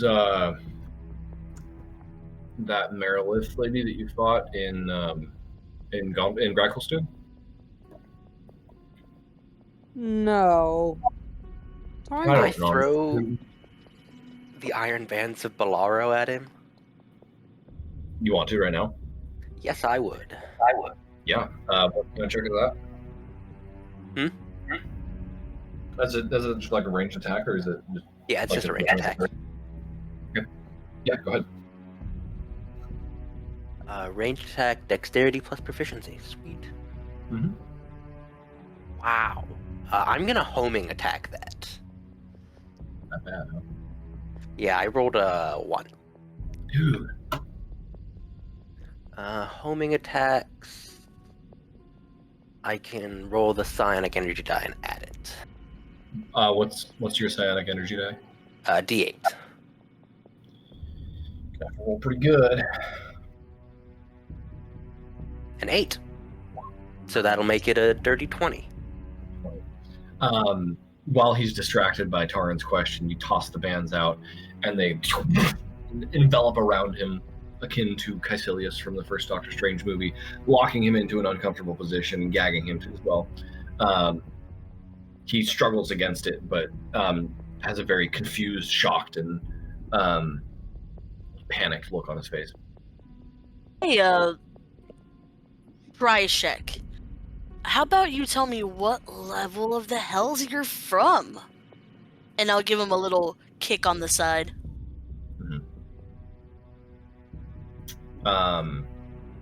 Again, looks more confused than anything, and the bands shift enough to move away from his mouth, and he says, "What is happening? I thought we were focused on the eye." You smell like the hell. Oh wait, sorry, I don't think Aelin told us this yet. Well, Oh, yeah, he did. he smells a little bit like brimstone, yeah. So either we're mistaken, or you smell a little like the hells. I mean, I've been hanging out with you for the past couple weeks, haven't I? I think that the bands are a little dramatic, though. Aelin, is that necessary? Always. Right, 'cause what happened to talking about this like rational adults? Okay. We can talk while you're in the bands. And if I'm wrong, then I get you out of the bands. It's pretty easy. Cool. Great. Trishek, well, answer maybe one more question for me. Sure. Go ahead. How long were you and Valencia together? We never got together. I look over at Aelin. I'm still not satisfied. This is off. I'll cast Zone of Truth. Ah, there you go. There you go. Yeah. A wisdom save. Charisma Charisma. save. I'm pretty good at those. DC 16, unfortunately. Okay. Oh, there goes my D20. Whoa. Can I do anything to help to make this better for you? Yeah, your sorcerer's gone. Oh, no. Magic resistance. Dang, dude. That's a 23. So you know that he passed. I know that he passed. Yeah, but you know that he crushed it. Like, you know that Trishek is not charismatic, and yet you know that he easily shrugged that off. Well, it's not Trishek. Yeah. Huh. He succeeded against my spell. Taran's gonna walk up to Trishek and kind of investigate, see if there's any illusions surrounding his body, maybe slap his cheek a little bit, tussle his hair, see Sure, if make an anything investigation see if the textures don't match up. Yeah. Feel him up real quick. Yes, I am. Yes, Give him the I'm old giving him a- TSA pat down. I'm giving him an airport pat down. Yeah, get a handful. Sorry, that's awful. Do I get anything? What'd you get? Do I? Oh, do you want me to make an Oh, investigation investigation check? check. You don't mind. Yeah. Yeah, I am rolling absolute dog shit for my investigation. I'm using. It's only an 8. Ugh. Says. Says. Yeah. I can't. It says it's on the tip of my tongue, but I can't quite figure it out. Does it feel different? Feels like Trishek. He has all his normal equipment. It's. I will put it like this. You've seen, like, especially Scoria, like, slap him on the back jokingly, or like, people make contact with him before, and generally he will like recoil or flinch away from it. As you go to pat him down, not a blink. Says, you want me to list all the ways that... Would you like me to list all the ways that you are not Trishek? We could be here all day, but frankly, we've got an eye to track down. And you guys are running out of time. I don't feel like playing games. Okay. So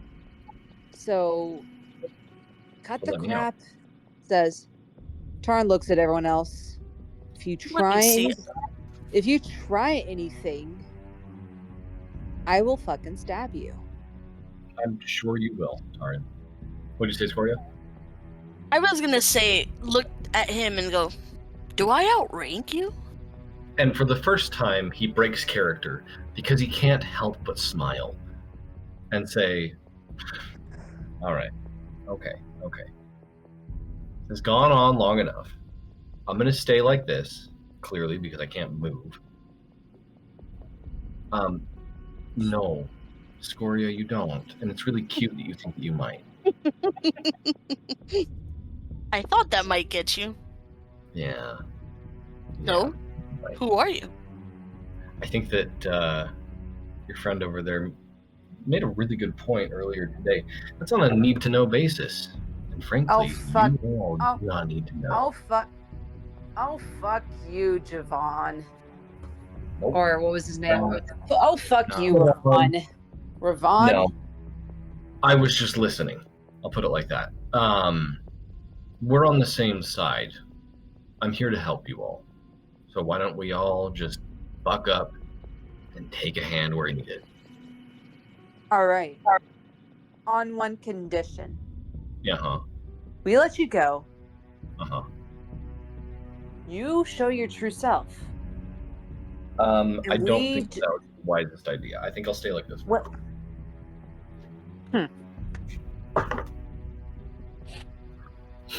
Well, would I know which of the... Well, I think they all have the ability to. Part of me really thinks this is Asmodeus, just having fun. That would be crazy. I know.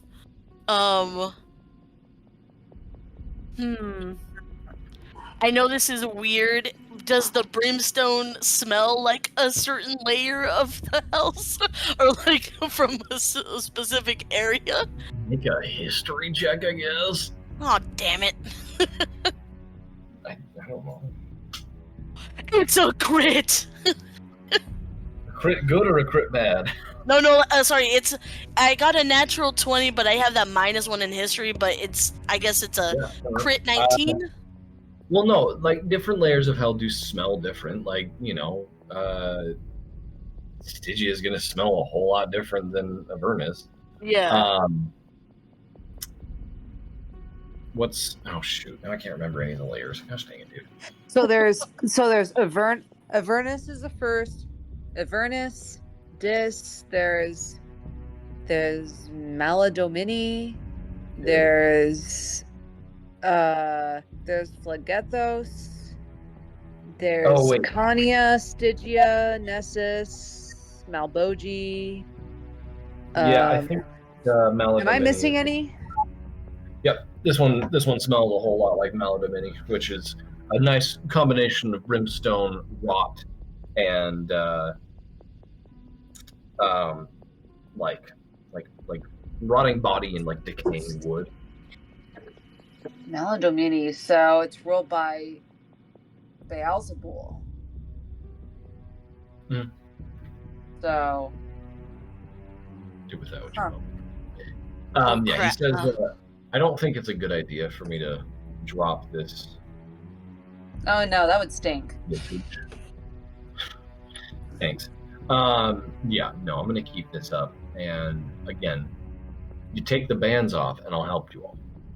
I'll help you get the eye, I'll leave you part ways, you'll get your little elf friend back, and it'll all be okay. Where'd you put him? I fine. might He's panic a alive. little bit because we might have done something not great. Yeah, he just says he's fine. He's alive. He's okay. Where? He's tucked away. Elsewhere. Damn He's it. on hold while I'm here. And he's not going anywhere. I will Hunter sense the Trishek, which I learn any damage immunities, resistances, or vulnerabilities. Interesting. Well, you don't got no vulnerabilities.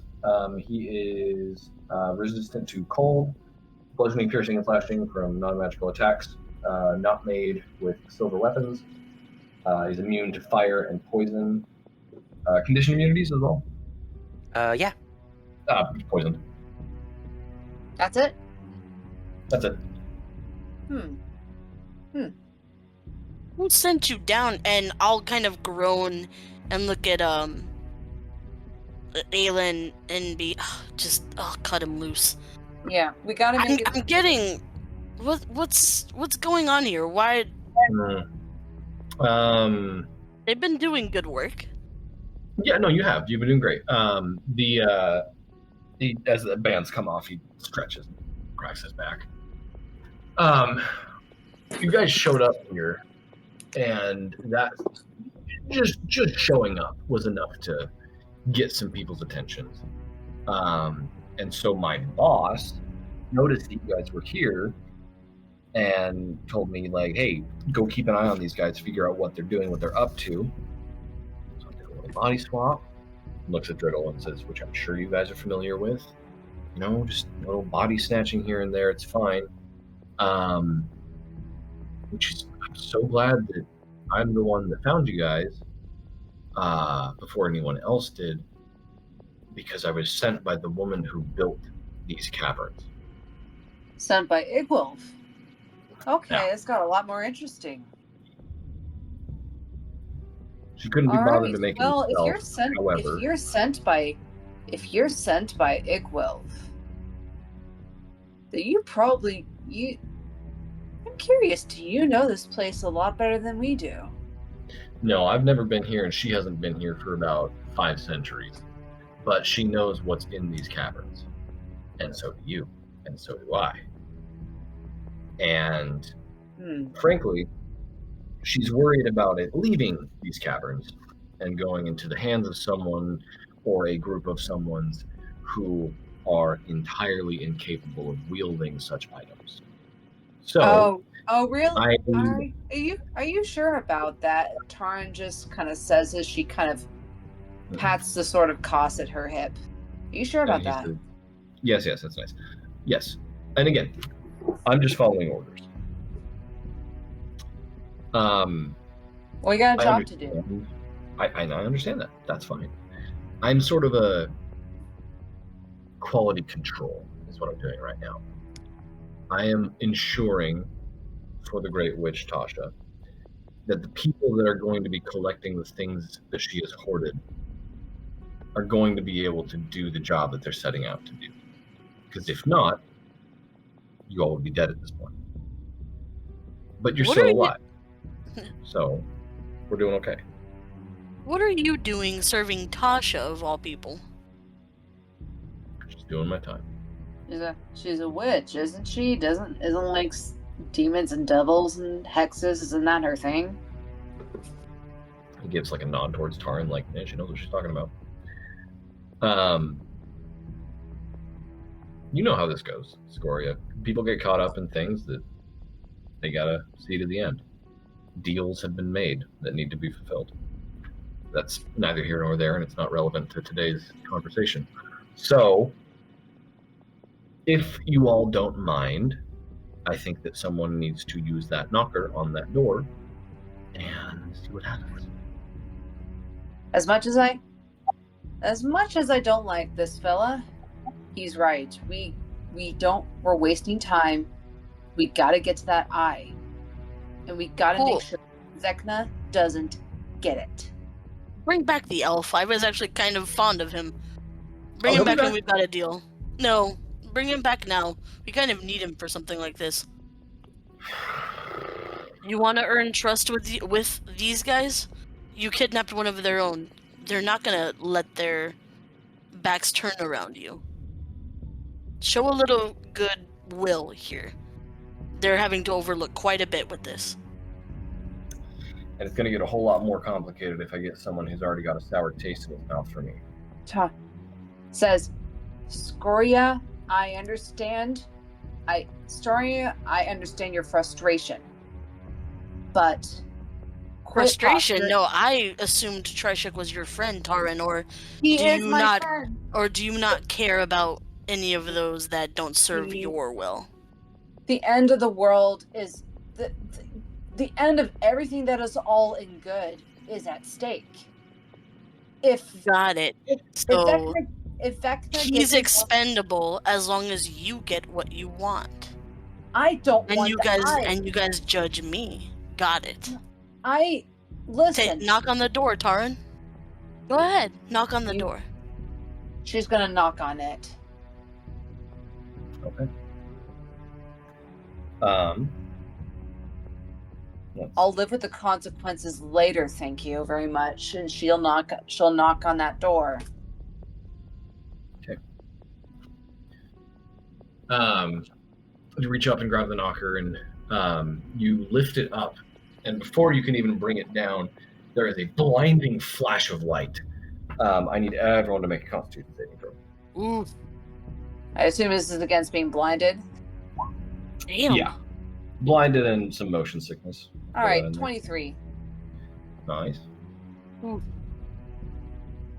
Taran, whatever you had, you're giving me. I got a 14. Ooh.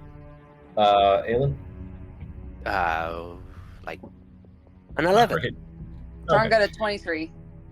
Sweet. So Taran, you're fine. Both Aelin and Scoria, go ahead and take just 9 points of damage just from being jostled around, and your heads are just kind of racked. You're blinded for about 30 seconds. Taran, you see, or you hear, actually everyone would hear, as Taran brings that knocker down, before it hits the door, the iron door behind you slams closed hard enough to make your ears shake. And as your guys' vision returns to you, Taran, you all find yourselves in a very wide, oval cavern. And at the very center of the cavern it looks like a bird bath at first. Stationed around this are 6 pillars with various different statuettes of humanoid figures on top of the pillars. There is script from just about every discernible language scattered across writing in the wall. And as you all kind of find your footing, you find that the ground is now sand. You're still in a cavern, but the cobblestone floor has been replaced with a kind of soft, sandy bottom. The green crystals have been replaced with lit torches, and yeah, like I said, there's just this little basin right in the center of this very large, wide room. It's probably close to 100 feet long, maybe 70 feet wide, in this big oval shape. It's almost like a big pit arena or something. It's like a kind of, but it's all enclosed. Like a big fine pit. Is there are there any exits from this room? There are no discernible exits, no entrances either. Says, hey, anyone got that comprehend languages spell up? I want to know what these say. I don't think anyone else have that. I don't know if anyone has that spell. Nope, I don't have it. Well, let's read what we can read. Says, let's read these different pillars and see what we can get out of this. And Taran's just straight to business and is going to just use the languages she knows, which is Common, Elvish, Halfling, and Undercommon, see what she can make out of it. In the writings described around the room, in Elvish, you read what looks like the first few sentences of a poem, which I don't have written down, so I'm going to kind of give you a rough translation of it, and I might give you a more exact version before next session. It talks about like a protective wall, which reminds you immediately of the wall around Iron Gate. But it talks about how the first protective wall is a protection of fire and of disease. As you know, it switches languages at this point. Does anyone read Dwarvish? I do. Okay, cool. The next little stanza in this poem is about my brain. A protection of iron, steel. Then it switches to probably draconic. I know draconic. Okay, cool. As you keep reading, the third protective wall that this poem talks about is a protection of knowledge and magic. I think at that point it would switch to an extremely unfamiliar text that I don't think any of you know. Ooh. I'm going to delete your guys' characters. Yeah. It might be 'Cause I'm some not weird gonna language tell like deep speech or something. I'm not going to tell you what language. Yeah, it of is. course It's you're not not gonna tell me. I'm Well, just you don't messing around. know it. Well, here, in case none of you know the language, go ahead and make me intelligence checks so I can see if any of you recognize it at least. Okay. Oh no. Well, Wait, I'll give it a try. 5. I don't know. Investigation. Okay. Might as well give it a shot. Yeah. If It's it an 11. is deep speech, Gwimbly does speak deep speech. Gosh dang it, Gwimble. Yes, Gwimbly. Gwimbly! Gwimbly reads out in deep speech. He reads out in deep speech at first, which is super freaky to hear his voice like drop 4 octaves and just like give out like this Gregorian chant type thing. But then he like kind of shakes his head and says, "Oh, common, sorry," and then translates it and reads it, and it talks about at this point a barrier of blood and sacrifice. And that's where the poem kind of like gets all the way around the room at that point and switches back to Elvish. 4. So basically 4 protective layers. Yes. Fire and disease, iron and steel, knowledge and magic, blood and sacrifice. Does that sound like... Is that a plane or is that like a... Is that a spell? Is that like a specific spell?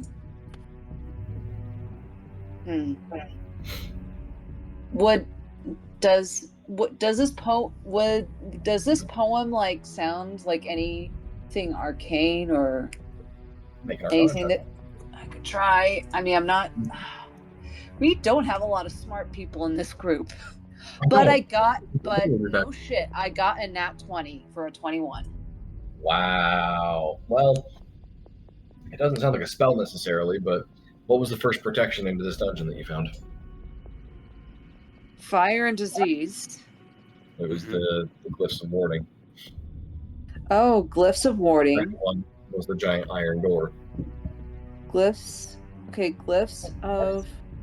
Okay, so with glyphs of warding, iron door. So. The third one knowledge- being the ebony door, which transported you into this little arena. And then the last one is blood and sacrifice. Correct. So we. What's in the center of this place? It looks like a little wash basin that's like up on a little pedestal, and it's surrounded by 6 giant pillars that have carved statues of humanoids. Wait, you said a pedestal. Wait, what's like this a pedestal look like? Is it a basin? Yes. We'll go and check that out. Do these humanoids look familiar? Thank you, Aelin. Make a history check. It's not. Well, it's just a riddle. It's the path we need to get. It's like a path we need to follow to get to the center. I rolled a Aelin, nat 1. For a total of 2. Don't know. Can I try? I mean, it's at a -1. Can I try one too? Aelin is audibly like, who are these statues of? Then yes. Can I try? Who are these Can I- people? Here, Who can are I? these people? Can I make a history check? Sure. Ooh, I'm gonna add an. Let me see. I'm gonna And then do. I got you beat. I got that 1. Let me use my tactical awareness to give myself a D10 because that was not very good. Ooh. There's a 3 plus 11. Does a 14 get me anything? You recognize 2 of the 6. One of which is you're pretty sure Tasha. The other one is very clearly a lich, with a very like intricate and like big headdress that you believe is a Sararak. Of the other ones, there is a handsome human man in long robes, with like tattoos on his face and head. There is what appears to be a female Gith woman, in like full battle armor. Let's see that. What is that? Is that 4 or 5? That's 4. Okay. Let's see here.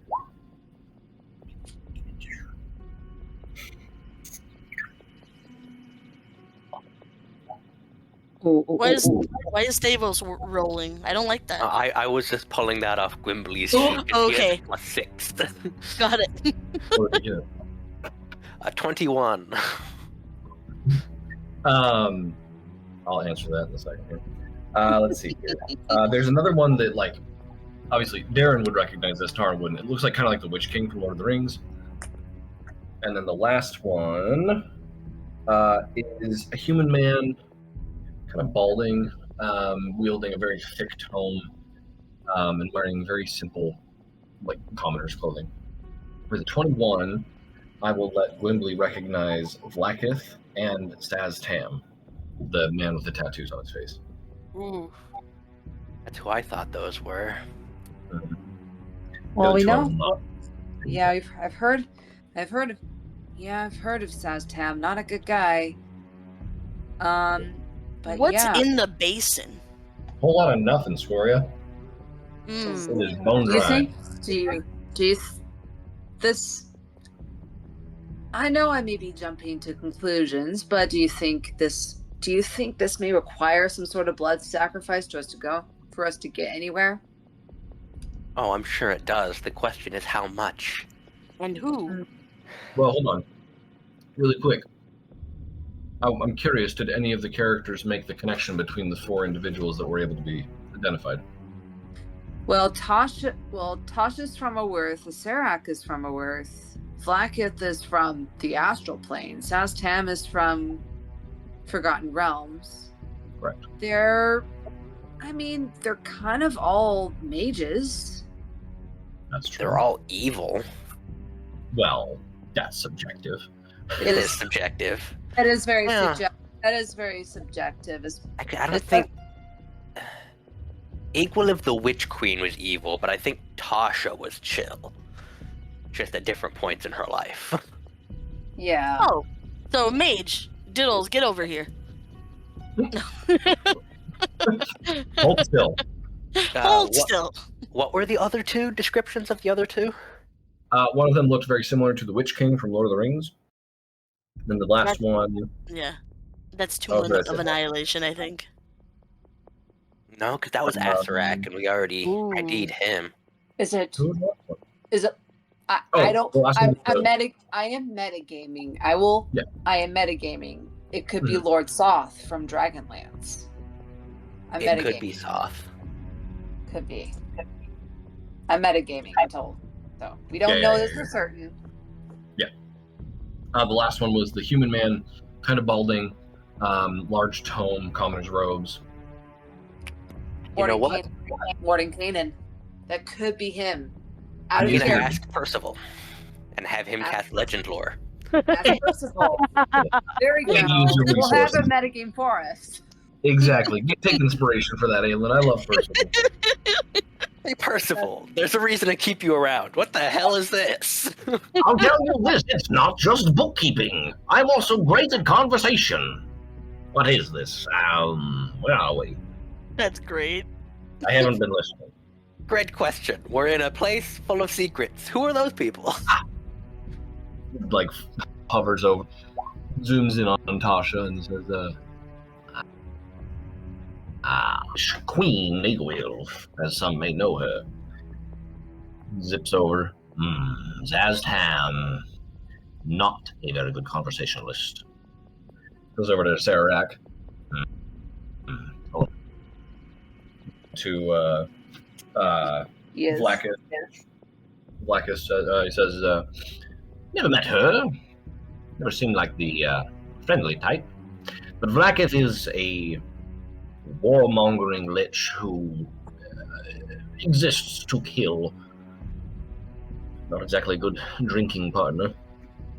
Zips over to the Witch King looking guy, and says, "Ooh, haven't seen a depiction of this man in quite some time. This, my good Aelin, happens to be." Oh, sorry guys, I lost it for a second. Hold on. Exothanther, the protector of the Amber Temple. Ooh. Oh, I would not have And on the guessed. last one, he says, this one, don't know. That's strange, I know everything. Aelin, I don't know who this is. Well, Then 4 why out of can't- 5 were liches. Wait, what? Who's not Lich? Lich? Tasha. Actually, apparently, recently she's been dabbling. Oh. Oh, really? That's studying new. some of the Whispered One's teachings. I don't know if she. but, Really? What? No, Like, you raise a good point. I believe each and every person, sans the sad-looking one over there, has followed the Undying King's teachings in some way, shape, or form. the sixth one's facial features, what does it look like? Human? What are you going for here? I was thinking it was Driddle, but you said human, huh? Oh yeah, no, not Driddle. Whoever they are I mean, isn't Well- enough to be legendary yet, so. could it have been Vecna before he was a lich? I just found an image of this man. I was wrong about the beard. He does not have a beard, but I will send an image of him. Is there any, like, markings or runes on the basin itself? No, they're just decorative. I have Like- no idea who that is. pillars. Wait, my boy Johnny. Is it your boy Johnny Vance? We don't know what Johnny Vance looks like. I know. I was kind of joking. I'm unsure, but I suppose it would make sense if I don't know who it is that it is the one person who's really, really, really good at keeping secrets. And someone like Tasha would be someone who would be able to be privy to the secrets of appearances of liches before lichdom. So, I was gonna say, all of these people are liches, and none of them look particularly lichy.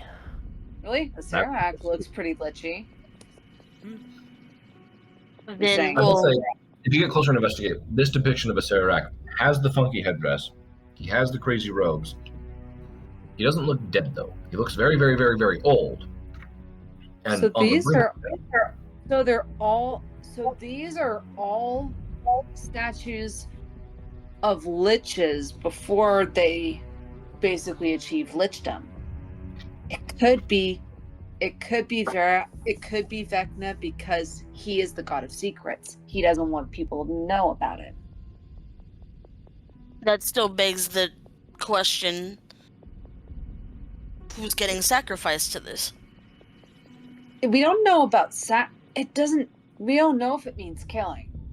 It could just mean. Protected. The poem seemed very clear, Taran. We just need to understand whose blood it's requiring.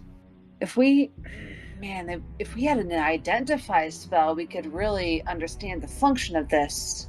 But I think that Tricheck, not Tricheck, would pipe up and say, assuming it's not protected somehow. And I don't mean to butt in and give answers because I don't have answers. I've never been in this chamber. I'm also need to know basis. Hey, Tosh is your boss.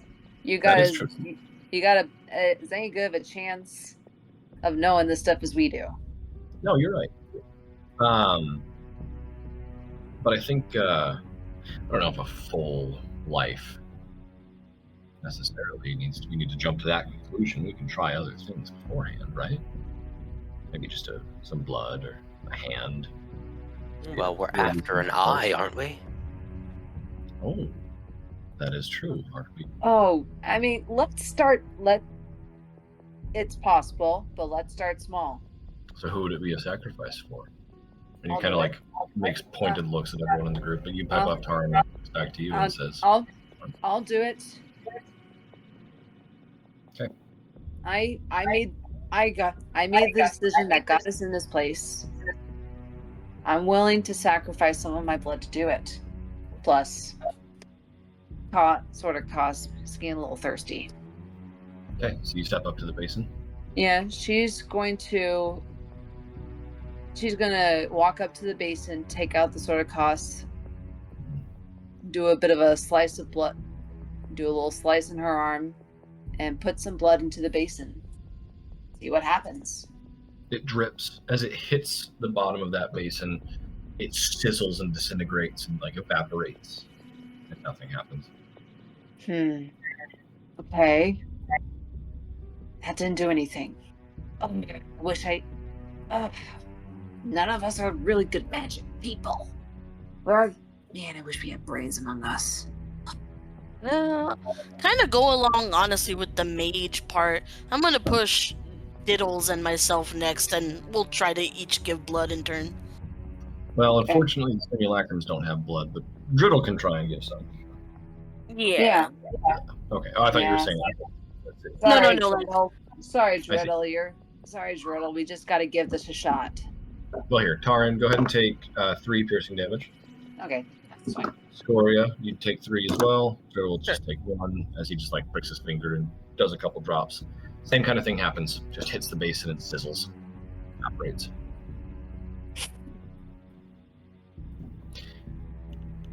Aelin, what are you doing while this is happening?